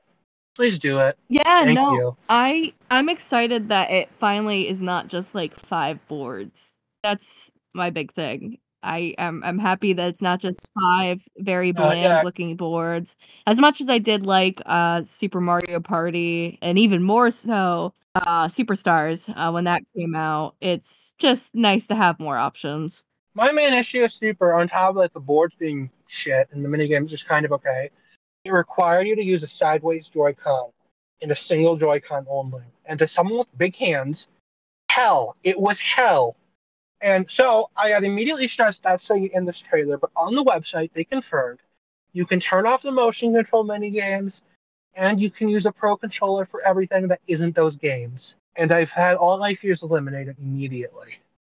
Thank God I can use a pro controller in my Yes. video game.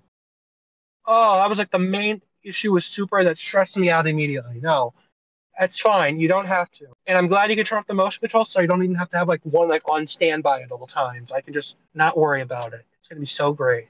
Also, that Prathalon Road, or however they pronounce it, like 20-player Battle Royale Mario Party is the strangest idea I've ever heard of in my life, and I love it. I can imagine we're gonna have like a lot of fun with that. Like it's 20 people, and they put you all on like this board that you race around by playing mini games against each other, and it's like everyone for themselves. It's so cool. I love it. Also, I want to point out one thing. In the game, they had someone playing Wario named Lewis. Like their username was Lewis, right? I'm not sure if you're aware of Mario bootleg merchandise, but there's a bootleg Wario plush that existed like 7 years ago that was called, like, on the website selling it was called Terrorist Lewis. So having someone play Wario and named Lewis, they have to have known. They have to have known. No way they did not know. It's so funny. Please, I hope they They knew. probably did. Yeah, if they did, God bless them for sneaking that in without anyone noticing. I also they said there's like a bunch of new modes they haven't shown too, which is like exciting, especially if they're kind of like the Coop Triathlon mode or whatever. I love the idea of Mario Party with more modes that are enjoyable than just boards, Yeah. right? Because like in previous games, that was all that was like really fun in them, but now they have more than that. And I hope all the modes are actually kind of good and not just like one or two. That'd be really fun. Yeah, that's kind of my entire thoughts. I think it looks like the best Mario Party game in years. Frankly, since Mario Party 8, Oh, I which I love will Mario defend to my Party death. 8. We talked about that last episode too. I really do like that game a lot. hmm Anything else? I don't have anything to add on here I other than I hope the online is stable. Yeah, Love that's of the God. big hope. And it was fine in Superstars, but sometimes it was a bit come and go. If it's stable, especially with like the 20 people, we're golden.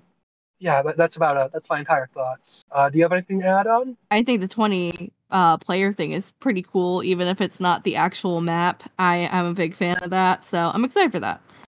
But Well, I yeah, think the issue is that like 20 people on like an actual Mario Party game would take forever because you have to go turn by turn through everyone. You would be there for years. yeah. Like I think that's the bigger issue. Yep, Also, balancing would be completely fucked, and there's just not enough spaces to accommodate 20 that's people. true. That's Uh, true. Especially if you had like 20 people on one space in theory, it'd be like an absolute mess on the board because you have them like standing behind the space when the other person is turned. So like you have like 19 people behind the same space. It'd be hell. Yeah. So let's move on to the next thing, which I cannot believe this is another thing like the Mario and Luigi thing where it's like, oh my God, they made a Zelda game. It's a Zelda game. Where anyone out of the know is like, okay, and They talked uh, about this game on BBC. That is to the point of what this game is. oh, it They was on talked about BBC. Hell yeah. Yeah, they talked about it on the BBC. I think there's a couple things I want to mention. Mhm. I'll just start with this because I think there's like a few broad thoughts. One, playable Zelda is the coolest thing ever. We've been waiting for this 30 years. Uh, the second thing is I am conflicted because on one hand, Mm. I kind of wish it was like a traditional 2D Zelda with Zelda playable and that's it. On the other hand, wow, this new game stuff play stuff looks really fun. Imagine going back like 20 years and telling someone, Mhm. okay, they're going to announce a game where you play as Zelda, and her main move is going to be making tables. You would look like a madman. And Oh then my imagine telling them it would be like one of the hypest things shown in the show. They would also think you're insane. No, it looks great. Like you can make towers and towers of beds and just skip a bunch of shit and go wherever. I cannot wait for the "Can you beat Ganon using only beds" challenge that will inevitably happen. You know someone's gonna do it, and God bless them. It's like they somehow translated like Tears of the Kingdoms like go everywhere kind of stuff into 2D, and it's so cool. I was about to say that, yeah, it's really cool how they kind of took some of the ideas from Tears of the Kingdom, basically like do what you want with whatever you want and beat it how you want, and kind of translated it into the 2D space. I did not see something like that coming. As much as I was like, oh cool, like 2D playable Zelda, like I think the way that they're having it done is really cool. It also, I just really like the title itself. I think Echoes of Wisdom just sounds so cool. And obviously it's a play on the fact that, Triforce of Wisdom, Zelda, like that whole thing. I'm curious if there's going to be sort of any super interesting items that we'll be able to sort of copy over. Like obviously there's going to be like the enemies that you can copy They and made sort of Zelda a use. goddamn necromancer build. That's so awesome. Yeah, right. They obviously have that, but I'm curious if there's gonna be like any sort of like interesting like Easter eggs or like are you gonna be able to like copy like bosses to some extent and like only use them in like certain scenarios? Like I'm so That'd be so interested. I cool. can't wait for this game. You know how Zelda has like that little staff thing that she carries, right? Called like the staff of whatever. Yeah. I just want to point out there was absolutely someone on the team who wanted to call that thing the Wand of Gamelon. 100%. There was one fucking guy who suggested that. I guarantee you. And they are hilarious and they should have done it. Oh man, CDI Zelda. The Wand of Gamelon. The secret final boss is Morshu. Oh Let's no. go. Finally a good game. Yeah, the new Switch Lite got announced. Oh my, It's so yeah, fucking pretty. it's so pretty. But also, why is it a Switch Lite? It kind of I annoys me because I don't want to. Because if I was going to get, like, why not make it like an OLED? I know they already did that for like the Tears of the Kingdom one, but like, I mean, I don't really mind. It's not that big a deal. I'm not going to be getting it, but kind of reminds so me of the, like golden 3DS that came with like a Links Between Worlds oh yeah, that was pretty. 20, and the one on the Game Boy SP that was also gold. It reminds me of that, except like, well, this is like a lot less sheeny gold. It's more like a plasticky one, but it's still Like really awesome. I think it matte, like a matte sort of gold. Yeah, I Yeah, have a yeah. theory actually why it's a Switch Lite. So obviously, you have the base Switch, you have the Switch OLED, then you have the Switch Lite, and all of them count as Switches. Switch OLED is still such a dumb name. I just want to. It's still such a dumb name, but anyway, Yeah, so continue. obviously they all get sold under the Switch umbrella. As much as the special editions of the base Switch and more recently, the OLED, as much as those look absolutely gorgeous, I can't justify buying a new Switch OLED that's $350 just because I think it looks pretty. Like, if I had it my way and I had all the money in the world, I would be buying the Zelda OLED, like, right now. Or, well, months ago when I, it actually I, came out. I Um, still have. I don't even have an OLED in the first place. no, I don't either. I have an original launch model from 2017. Yep. So I didn't yeah, get it at launch. I got mine July 2017 after my freshman year of I college. got I mine. saved up enough money. I got mine in March because that was my birthday present that year. That was my 12th birthday, so that's what I Oh. got. I got it like 3 weeks after launch. Needless to say, Breath of the Wild. Long story short, the opening with Link, just dead ass naked. That was like my gay awakening. That's my full admission right there. 12-year-old me kind of had this first, boys are pretty thought at that one. So thanks Nintendo. Very cool.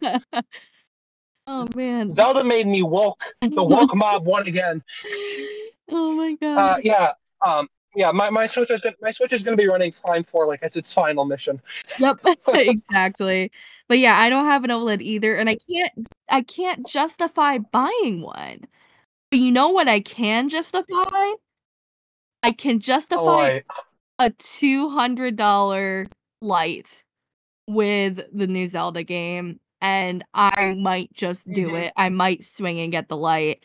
And to my point, I think that the fact that it's a light could aid in the whole beating PS2 thing, because if it's having me consider getting another Switch that's basically no different than my own, there's gonna be a lot more people like me that maybe weren't before, but it's like, oh, it's $200, like that's not bad.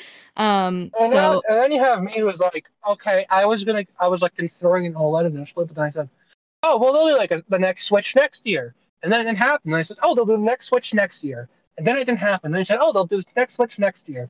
And then they didn't. And now we are right here where we are. And I'm saying, oh, they'll do the next Switch next year. I'll just wait. yeah. It's the endless cycle of, oh, just wait till the next system, guys. Yeah. It'll be fine. I've been Yeah. waiting for 4 years. Please help me. Part of my motivation too is to get another Animal Crossing town started because I'm kind of bored with my current Of one. course, of course, But I don't want to delete it. of So course it is. yeah, that's another motivation I have, and I'm heavily debating just going to Nintendo New York and just waiting so I can get both the new Switch Lite and Echoes of Wisdom at launch. I think that's going to be really fun. So I might do that. I keep calling the game Wand of Gamelon by mistake, by the way. I don't know why. My brain has been fucking polluted by Zelda CDI. I hate it. Oh Because the man. only other game where Zelda was the main character before this was the fucking Wand of Gamelon. So now when you say like playable Zelda game, that's the first thing my brain goes Right. to. Uh, I've been ruined. I've actually also played the Wand of Gamelon. It's as bad as they say, but also it's really funny. It was miserable, but it was a hilarious like 10 hours. Wouldn't do it again. Yeah. Yeah, that's all the thoughts I really have. I think that's all the thoughts I have too. So I just want to point out, Zelda wearing Link's cloak is entirely like a girlfriend wearing her boyfriend's oversized hoodie and just walking Yep. around with it, and it's adorable, and I love that idea. And I have total Zelda Link brain rot. They're so cute. They've been adorable for years. Please just let them kiss for the love of God. I'm losing my goddamn mind. I mean, you already had them in Tears of the Kingdom. You already had them sleeping in the same bed. Like, come on, just give us the one thing. Thank you. Hmm. We know you want to. Just do it.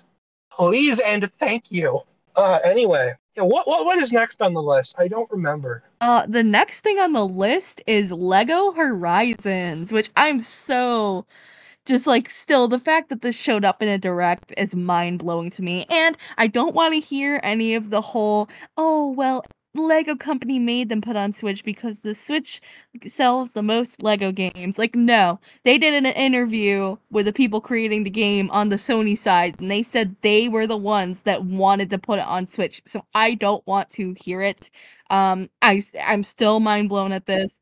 Another case of a multi-plat game that could be easily ported. Skip an Xbox, baby. Yeah, but the fact that it's a first party Sony IP still just blows my mind. The fact that it's like and they're like, "Oh yeah, like there's going to be creatures from the Horizon universe." And it's like the Horizon universe has never been on They've been Switch. Like, putting I mean, they've been putting like MLB the Show on Switch for years now. There's always been a Sony thing on there, at least recently. well, yeah, but that's like a baseball game. Like I it know it's a kind of sports game. It's different. I yeah. just kind of want to know because it has the PlayStation Studios logo on it, like when you boot it up. Right, that's true, but, like, fact that it's, like, Horizon is so, like, synonymous with the PlayStation and Sony as a brand that it just still blows my mind that it even showed up, but, with that said, I'm still really excited for this game. Oh, Cannot get a man. goddamn break. First it was Breath of the Wild, then it was Elden Ring, then like the VR port got overshadowed by Tears of the Kingdom, and now this. It cannot get a break. It is first, and I cannot get over Yeah. how they keep doing it every time. No Yeah. notes. Uh, it looks cool though. I'm just not a big Lego game guy. Unless it's like, well, I used to be when I was like a kid, but I'm no longer. I just know I'd rather just play GTA pretty much. That's fair. But it does look pretty cool. I'll give it that. It's a very odd. Like I'm more excited than like God of War or something because I played both Horizon games. I think they're good. I just don't think they're like anything special. Meanwhile, the God of War series or whatever, like that's my shit. Mhm. I think it's cool that it exists, and I'm glad Horizon is doing well. It's just I just don't really think it's like as big of a me thing, even though I like it quite a bit, and I'm definitely gonna play the third one whenever the hell that comes out. Yeah, no, that's fair. Probably after like the 20 live service games. Mhm. Thanks, Jim Ryan. Woohoo. Anyway, next on the list is there was a Port of Stray, which Yeah. cool. I think it's neat that it's on there. But I don't really have much else to say other than the game's good. You should play it anyway. Yeah, we plan on picking it up Really quick finally. after this, because Yeah. I just wanna say, this had me screaming. Ace Attorney Investigations finally got a goddamn re-release, and we're finally getting the second game in English. Thank the Lord. I will say, hey, I'm buying this day one.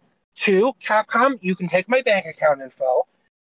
Three, Miles Edgeworth is daddy. Four, you're finally out of games to port. You must make the seventh one now. You have no more fucking excuses, you cowards. Anyway, play Ace Attorney Investigations. They're really good. I just had a couple thoughts. Yeah, I need to pick up the Apollo Justice games and eventually I will. I just my backlog is still pretty darn long, so I haven't yet. And these are like very long visual novels, so yeah. Yeah, I just got It Takes Two as well, so because it was on sale and I was like, "Yeah, it's about time."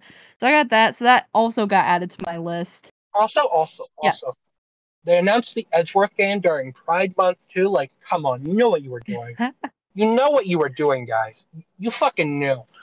That's like a joke going around, but it's really funny. Yeah. Because the joke going around is like, "What are you investigating, Edgeworth? You investigating some men? Oh, okay, I get it. Yeah, thanks. Happy Pride Month, everyone. Yeah, looks cool. I'm glad it's finally coming. Yeah. Now make seven, you fucking cowards. I want a seventh game. Thank you for all these remakes and ports. So good. I'm glad the entire series is on Switch. Give me the seventh one now. I'm desperate. I am starving. I am starving here. It's been like 78 years. 2016 was 8 years ago. I don't like that. Yeah. Yeah, that's my comment. I'm very excited. That did actually make me scream. It was very cool. Yeah. What is okay? We're almost done now Two more things. because I. By the way, on the notes it says Planet screams about this for like 20 minutes, Yep. which is accurate. I did do this like afterwards. Yeah. Very excited. Second, okay, they basically announced Dragon before, but also it's for some reason it's a strategy game. It's not like this weird apocalyptic setting, and I think it looks really interesting, and I want to play it. That said, I am a Danganronpa fan. Yes, cringe, I know, but still, I think it looks cool. I like it. I know Kokata, or I forget, is how you say his name? I don't remember. His writing recently, especially in Raincoat, was kind of so I hope it's better here, Yeah. but that's like my main hope. But I also hope the strategy gameplay is actually fun. Mhm. And I'm curious how they're going to do the 100-day limit or whatever. That looks really fun and interesting. How you have Yeah. to work around that. I know being on a timer is not like everyone's thing, but one of my favorite video games are Pikmin and Majora's Mask. I love time limits Yeah. in video games. I'm just curious to see what the stakes are and how you can like influence it. And yeah, it's gonna be a fun game, especially if it has replayability because of the time limit. Yeah. That'll be really and like using different units. And I mean, we didn't get Fire Emblem remake, a Fire Emblem 4 remake here, which we'll talk about that I'm afterwards, so after the last upset. thing. But yeah, I look interested. Uh, Also, I love that everyone knew what this was immediately the second they saw the art style. Yep. I'm glad we've all just been associated with that art style now. Thanks, internet.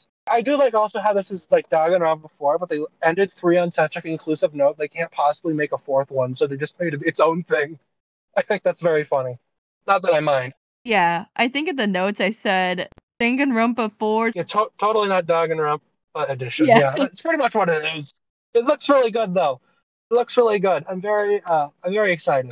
I hope it's good. I hope it's If it's good. not, I'll be very slightly I happy. will see how the reviews go and kinda go from there, I think.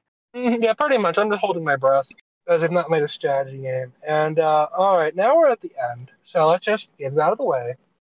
Fucking finally, Metroid Prime 4 Beyond, baby!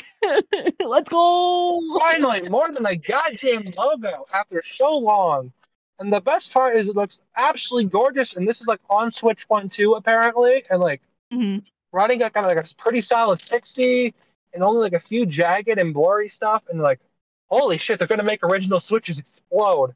Good lord. Start first of all, this is definitely a cross platform game, right? Yeah, Like it has to be. 100%. Has to be, yep. There's a reason they gave 2025 and no exact date. Mhm. That's all I'm saying. Second, why are they making the main villain the guy from fucking Federation Force and Prime, and who showed up at the end of Prime 3 for like 5 seconds? That's real dedication to the bit there. I just think it's really funny how they decide. All right, we already put this plot line into effect in like 2007. We gotta finish it. It's a setup. It's so random because like if you've not played Federation Force, you know him for showing up, killing a guy, and leaving in Prime 3 in like 15 seconds. That was all he did in that game. If you've not played Federation Force, you have no other context to this character or why he's so cool. Yeah, I honestly, from, like, the very beginning of the, sort of gameplay that they did show, like, just the music, I was like, "Oh my gosh," like, it just sounds so good. And 2025, specifically for, like, game of the year, is gonna be a pretty packed race, but I will be rooting for Metroid Prime 4 and hoping that it kind of pull its weight with everything. Assuming it's good, which it probably will be, but Oh, it's been a yeah. while, so you gotta keep your hopes low. I also want to note, Yeah. this intro is also really fascinating because like in every other Metroid game, you're never there for like a big battle between like the space pirates and whoever else. You're always there in like the aftermath, right? And like the intros. Mhm. No, here you're just going like straight into it, and I think that's really cool. That's like never happened before in the series. I love it. Yeah. I hope it doesn't turn into like this galactic war simulator, and you're not like going into active war zones all the time. You're still kind of like this isolated person on like this planet or whatever. Kind of like in the original three. Yeah, I think it's still gonna be kind of like I think it's that. still a really cool opening set piece. No, for sure. Did not expect that. Yeah, I think it is going to be kind of Uh, like the older games in some degree. I don't know if you saw, mhm. but they had uploaded some stills onto the website of like different areas, planets, or I'm assuming different planets. But It's footage, not screenshots, oh, by the way. sorry, It's sorry, like sorry. Yeah, just have like this foresty area, and it's like, oh yeah, this is the good shit. They also showed up like the end of the original trailer, and that's like what I want. That's what I want most because that's like peak Metroid. That's when you feel like isolated and alone and stuff. yeah, I have so many thoughts. It doesn't look like Samus had any. I'm pretty sure this is the intro because it doesn't look like Samus has anything new and more of the generic stuff you lose immediately at the start of a Metroid game because that's how it tends to go. right. You have like all this cool stuff and lose it immediately. Well, in Prime especially. Yeah, it doesn't. I'm curious what the catch is because like the first game was just the original, right? The second had like corruption and matter and stuff. And the third, you had like weaving between time or something, dimensions. Yeah, between dimensions. That was like this big catch to it, right? Mhm. I don't know what this could be. I really don't. Yeah, like the second game was light and dark matter that you kind of shot. Then you had dimensions. So what could they do here? Because they've definitely not shown it yet. They just showed like the intro. And I'm really curious. And the name Beyond doesn't really give me any ideas other than time travel, which I think is a bit overdone. But imagine if you're like on this new planet, like isolated, and then you can like go back into the past and it's like a watery planet, and then if you go into the future, it's a big volcanic area or something like that. That would be really cool.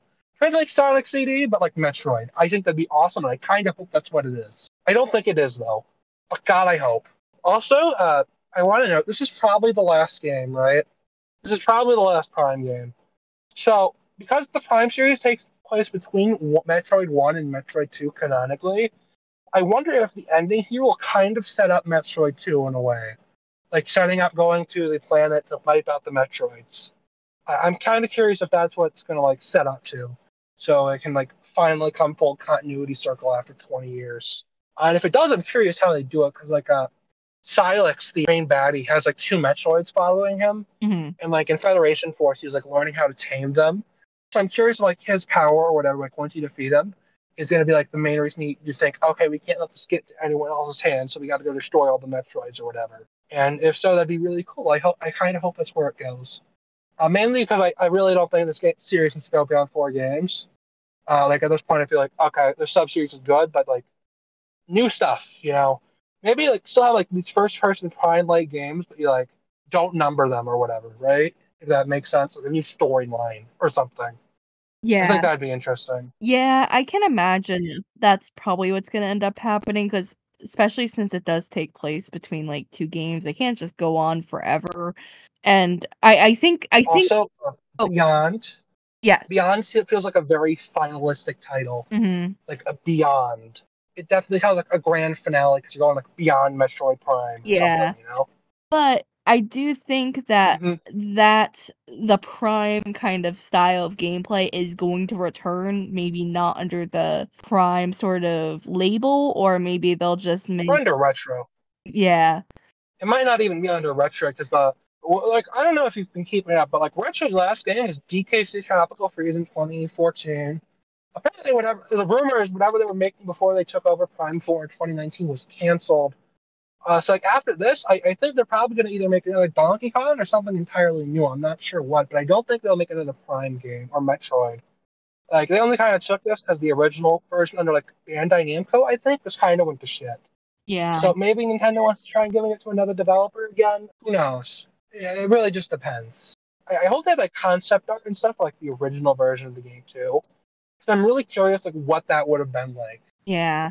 Considering this is like from the ground up, its own Project Retro is heading, doing their own thing, taking like very few notes from the original version. I really hope that's like in the game or like concept art or something. Yeah. 'Cause that's like what I'm really curious about that. I also want to know for sure if it was actually Bandai Namco making it. So, like that's like the almost certainly is them, but we've just never gotten official confirmation. I'd really be curious, especially if it's not actually them. That'd be a fun one. Yeah. In other words, yeah. Do you have any other thoughts? I don't know how big of a Metroid person you are, so um, I so not really into the 2D Metroids, and I you haven't cringe. picked up Thing. Remastered yet, but I did play the original Metroid Prime on the GameCube. And I did enjoy that a lot. The original one, the controls on that are hell. Yeah. Like the aiming controls, dual stick and gyro on the Switch are heaven. Yeah. Like with the Pro controller, holy shit! It's not like as good as pointer controls, but it's Mhm. about as good. If I manage to clear out my backlog enough before Metroid Prime 4 comes out, I'll probably end up buying Metroid Prime Remastered and just like play it beforehand. My hope is that maybe they'll end up somehow doing 2 and 3. There's a whole bunch of I don't know why they haven't. It feels like a no-brainer, but I think if they did, it would more kind of like Pikmin 1 2, where it's more of like a straightforward, like just enhanced controls and like yeah, yeah, yeah. HD and widescreens. Yeah. Not like the whole ground up thing like Prime 1, because that was like a test run for 4, I think. Yeah, I think that's all I have about Metroid. Obviously, we have a couple of things that we thought were going to show up and didn't. The most important thing here that I think are interesting are things that did not show up. So let's just start with like the big one that wasn't there. First of all, we can pretty safely say like the 3D Donkey Kong game, that rumor is probably done at this point. Definitely, because we've not heard it for a while. They had a Donkey Kong game and it was just like a remaster. It really should have been here if it was real, but it doesn't seem like it is, which Yeah. fucking rip. Unless it's like the launch title for the next thing instead of a 3D Mario, which would be really fucking weird. Mhm. I doubt it though. Second thing, and the painful one, there was no FE4 remake. Oh, I'm so upset. I am now actually of the opinion that it was not real in the first place, and we actually are all getting debated, or it got canceled and they just never restarted it, or they restarted it and then it got canceled. Like that's my theory at this point, because I feel like if it was going to exist, it would have to have been shown here, unless it's like a really late, like post Switch 2 launch that comes really late for some goddamn reason. Because Echoes of Valentia that came out after the Switch came out. So like Yeah. it's possible, but I feel like it would have been done by now, and it would have been like a perfect thing to fit in like the last half of the year here, even if it's already really packed, or like early next year, even like February or I was gonna January or say something. the only thing I can think of is that maybe Engage and Three Houses did like so well that they're saving it for the launch of the Switch 2 to be backwards compatible with the Switch in some capacity, like a Mm-hmm. dual cross-gen launch. I'm so It won't be a disappointed. launch title though. Yeah. I don't think it's launch title material. I I don't know. I think it'd be interesting if they did. I don't think they will, but I think it would be interesting if it was a launch title. I think we're gonna get two big games at launch. I think it's gonna be Prime 4 cross gen and then a new exclusive 3D Mario, like the sequel to Odyssey, but not Odyssey 2, like a whole new thing. Yeah. That's my theory, at least. Yeah. I don't know. Um, I I'm disappointed that it did not show up though. I was really rooting for this game to show up in particular. So, well, that and Tomodachi Life. I am curious though if it's not real, and assuming it was like a canceled project listed between Engage and Three Houses and Engage's code, right? Mhm.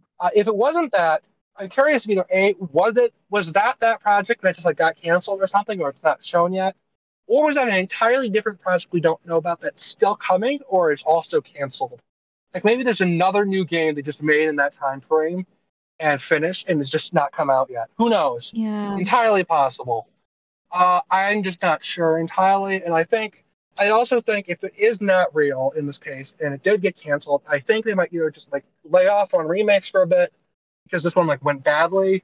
Like maybe they couldn't get around like some certain plot things or whatever, and maybe they'll just be like, fuck it, we can remake 6 and 7 or the Polyus games or something. Yeah. Yeah, maybe something like that. I think those would be like easier to do than 4 and 5 if it really did exist. It did just get canceled. Yeah. I don't know. I'm still sad about it though.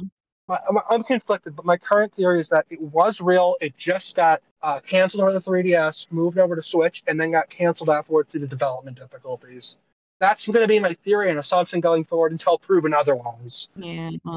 Like after like 4 years of hoping for something, you eventually just got to be like, all right, time to call it a day here. Yeah. If it happens, it happens, but I'm not expecting it. It's kind of where I was with like Prime 4 and Pikmin 4 even for a long time until they happened. It's just I'm not expecting them and I'm going to assume they're canceled or not coming anytime soon until further notice. Right? Yeah. That's kind of where I am with this now. Even though I really hope it's real and it's like coming late or something. Please, that'd be great. I But if really it's not, I'm like, oh well. Yeah, I'm pretty bummed about it. Something else that didn't show up that I was kind of hoping would was the Twilight Princess and Wind Waker remasters. Curious on that one because I feel like those are like almost sure those are like easy ass ports to come over. I honestly do not know why they're not here. Yeah. Unless they're like gonna do them next year, like post Switch 2 launch, like a weird like late gen title that's to be like, oh, you can play it on the original Switch, but also in the Switch 2 it looks all more prettier or whatever or something. Yeah. In that case, that's like a weird title to choose to do it with. Another thing that wasn't here that I'm curious about is the other big Wii U game that didn't get ported, which is Xenoblade X, which is pretty much solidifying my opinion that they're holding that off until Switch 2 because the Wii U could barely run it and the Switch probably can't run it any better. Hmm. Um, that's like a big. Those two are also on my mind. Another thing that didn't come up to your disappointment, no Tomodachi Life 2, So which is tragic. upset. I'm so upset. I think at this point, rather than a remake, they would just make like a whole new game for the next thing.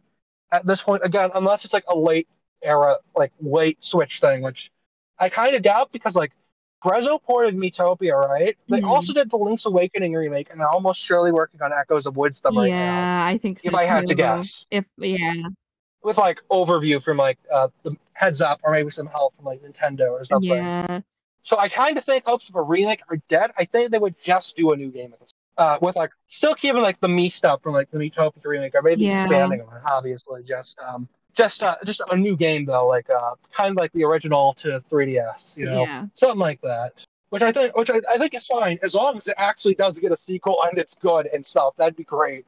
yeah, I would much prefer that than like just a remaster. But I would have taken the remaster over nothing, even if it's clearly not happening at this point, probably. yeah. Again, asterisk, unless it's a really late thing. So obviously, Nintendo has been growing over the course of the Switch generation. And Oh boy. well, yeah, and well, so here's my thing. My worry is that they are going to limit certain teams to certain franchises and won't grow them enough so that they can sort of do other games and franchises that they've worked on in the past before basically being designated as that team. Basically what like Microsoft is doing with some of its studios and kind of just folding them into ZeniMax and all that. But basically like, okay, Grezzo, Link's Awakening did really, really well, and we're gonna have you do Echoes of Wisdom. And if that does well, we're just gonna keep having you do 2D Zeldas. Okay, what happens to all the other games that they used to do? Like, do they have enough capacity to make a Tomodachi Life? I know Grezzo isn't like it's not Nintendo owned at this point, unlike Yeah. Next Level or whatever. But they're definitely still growing on their own. I'm pretty sure they have like a B team too, because I really doubt that they made Metopia and then 2 years later had this done. I really doubt that. So I definitely think they have Yeah. like two teams working on separate things. They also do like mobile games occasionally too. That's So true. yeah, I think they have enough capacity. I don't think they're like especially if they're like making Next Level do like especially if like Next Level say is doing Mario and Luigi, right? Yeah. That would be like breaking them from the like Luigi's Mansion shell they've kind of been in, right? Yeah. So that would kind of break that whole theory in half, especially because they're Nintendo owned now, right? Yeah. I Obviously, if they're not that kind of fucks, I'm just not that worried because I am. they really like weird. I'm just a pessimist. I don't think Nintendo kind of works on the same operating system. Like they have like a lot of veterans of series work on things, but they always have new blood with a lot of their games. Say New Horizons, that was a result of new blood and stuff. And even though like it was a lot of the same members, Yeah. there was new guys or guys from other places who just moved to this segment, and they made that. And Yeah. that's why there's all this stuff. Same with like Zelda and like Odyssey and all that stuff. Yeah. I definitely think we're just in the middle of the generational transition, and eventually, once that settles, they'll start like switching things up a bit. Yeah. Hopefully That's an idea, hopefully obviously. Tomodachi Life is next because I really don't want to have to keep rehashing the same tweet I do every time, even though I do enjoy going semi-viral every single time. It bangs every time too, so I mean, like you're getting the clout. Yeah. Just keep on doing it. Gotta plug the podcast. Well, oh yeah, no, I did plug the Uh, podcast. Hi, if you came from that tweet. Hi. Also, one more thing I want to talk on because this is like just relating to this direct in general and less of a thing that didn't show up. So clearly they're going out with a bang on the Yes. Switch at least, compared to like the Wii U or whatever, where Mhm. they like had nothing. So like you don't go this hard on the last year of your console unless it's backwards compatible with the next thing, right? Like Yeah. no way they're going this hard without doing that. It would make no sense to not just wait. In that case, if it wasn't, Yeah, I don't think they would do a Zelda game this late if it wasn't backwards compatible. or a Mario and Luigi, or whatever. Yeah, and, like, think about it, like, GameCube had Twilight Princess late, and then that A, you could play Twilight Princess GameCube on your Wii, and B, they just literally ended up doing the cross-gen thing. Then you had Skyward Sword, and obviously that was backwards compatible, um, or forward compatible, there we go, forward compatible, with the Wii U. And Breath of the Wild was sort of different just because it kind of did the Twilight Princess thing, but it came out on both systems. And they only really released it on Wii U then because they literally had an obligation to because they already Exactly. announced it for that platform. Yeah. And like if they didn't, they would not have put that on there Yeah. because the Wii was just like a dead weight at that point. Yeah, like it just makes no sense they're going this hard at the end unless you're like, all right, people can still buy these games on like the Switch 2 eShop or whatever, and they'll still sell on there. And hey, maybe there'll be enhanced graphics or anything. Because that's kind of my theory on like, you know how Nintendo went after Yuzu recently, like that Switch emulator? Yeah. My theory is they're gonna have like almost every first party Switch game enhanced visually if you play it on a Switch 2. And so they decided to go after the emulator because it's not gonna look as impressive if you could just do it for free on this emulator. Yeah. So that's kind of my theory there. And they're going to have like an easy upgrade path so, like third party devs can also enhance their games for, and yeah. Yeah. That's just my theory there. No, I could see that. Yeah, this kind of just doubles down on it, how they've been acting like the last year about. Mhm. Same with like the leaker crack, like how they've like specifically cut off the bird's head. Like they're definitely doing that in advance of something, Mhm. which was the Switch 2, obviously. Yeah, Switch 2. I wouldn't be shocked if we see more leakers and whatnot get obliterated as a result, or their sources caught, or whatever. Yeah, my hope is that Jeff Grubb does not get caught in the crossfire because I just think he's a good person and, don't wanna see him Oh, commit. I mean, he'll be fine. Even if his sources get caught, he can still just be on podcast or Oh, whatever. yeah, no, I love his Because he's podcast. actually he still has interesting opinions anyway. I'm not worried about like him or whatever. Yeah. I'm more talking like the quote unquote anonymous leakers that show up all the time. Yeah. That's true. The ones who even if they lose their source would still be like credible people and would still have like interesting things to say or whatever. Yeah.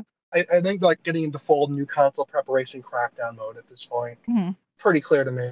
And they're definitely like setting the Switch off on the last big launch because they know, oh yeah, it'll be on Switch 2 anyway, so might as well. No need to hold them. Yeah. Just to keep the momentum going into the new Switch, and again, hopefully beat the PS2 because that definitely seems to be the goal at this point. Well, I imagine it's the goal because they're gonna do it at this rate Mhm. unless something really changes. Yeah. But yeah, that's kind of my entire thoughts on the direct. Yeah, I think so too. So, do you have any more thoughts or anything else, or is that about it? Because I am pretty much out of thoughts related to the direct. I think I am too. I think I've gone over just about everything that I wanted to, so. In that case, yeah, this seems like a good spot to wrap up. But before I do, I'm going to demand all of you buy the new Mario and Luigi game, or I'm going to come to your house and stare into your window at 3 a.m. That's not a threat, that's a promise. Oh, Anyway, gosh. in that case, yeah, I think it's time to wrap it up here. Yeah, so I think next week we'll be going over the Microsoft slash Xbox showcase as well as Summer Games Fest. Fashionably late. Obviously, that was like I think almost 2 weeks ago now. Promise we'll go over it, but that will be for next week. We'll also go over any other news that breaks like the next however long it takes to Yeah. record again. Yeah, hopefully only a week. Hopefully we get back on schedule. That was my bad. Hopefully nothing major breaks. Hopefully like Miyamoto doesn't fall off his bicycle and die Oh or my whatever. gosh, no kidding. I mean, that's a joke, but hey, maybe that's how he's gonna go. Who knows? But yeah, in that case, you can follow us on the whatchamacallit app, X, the everything app, as everyone totally calls it. Uh-huh. Yep, you can follow me on there, just at @MetLauren. Feel free. You can follow me, but I don't recommend it. I'm scary. Uh-oh. Also, you can follow the podcast on there. We made a page for it. Yes, we Forget what did. the ad is. I think I might have just named it like Ninty Nook. I think that's what I did. I'm gonna check real quickly just to make sure. Yep, We're trying to Ninty make sure our Nook. plugs are correct or our sponsors. Yeah, at Nintendo, give us a follow on there if you want to, like, I don't know, see whatever the episode is, or the shit posting, or whatever we do on there. I don't know. Yeah, so yep, that's about all for today though. One more thing before Yeah. we go, I want to announce something very important. Mm. We're going to be talking about video games in the next episode. Big surprise there. I know. Please get hyped. Woo! Hell yeah. Video games. Exciting. All right. But yeah, this is Planet. Signing off. Yeah, see you guys next week.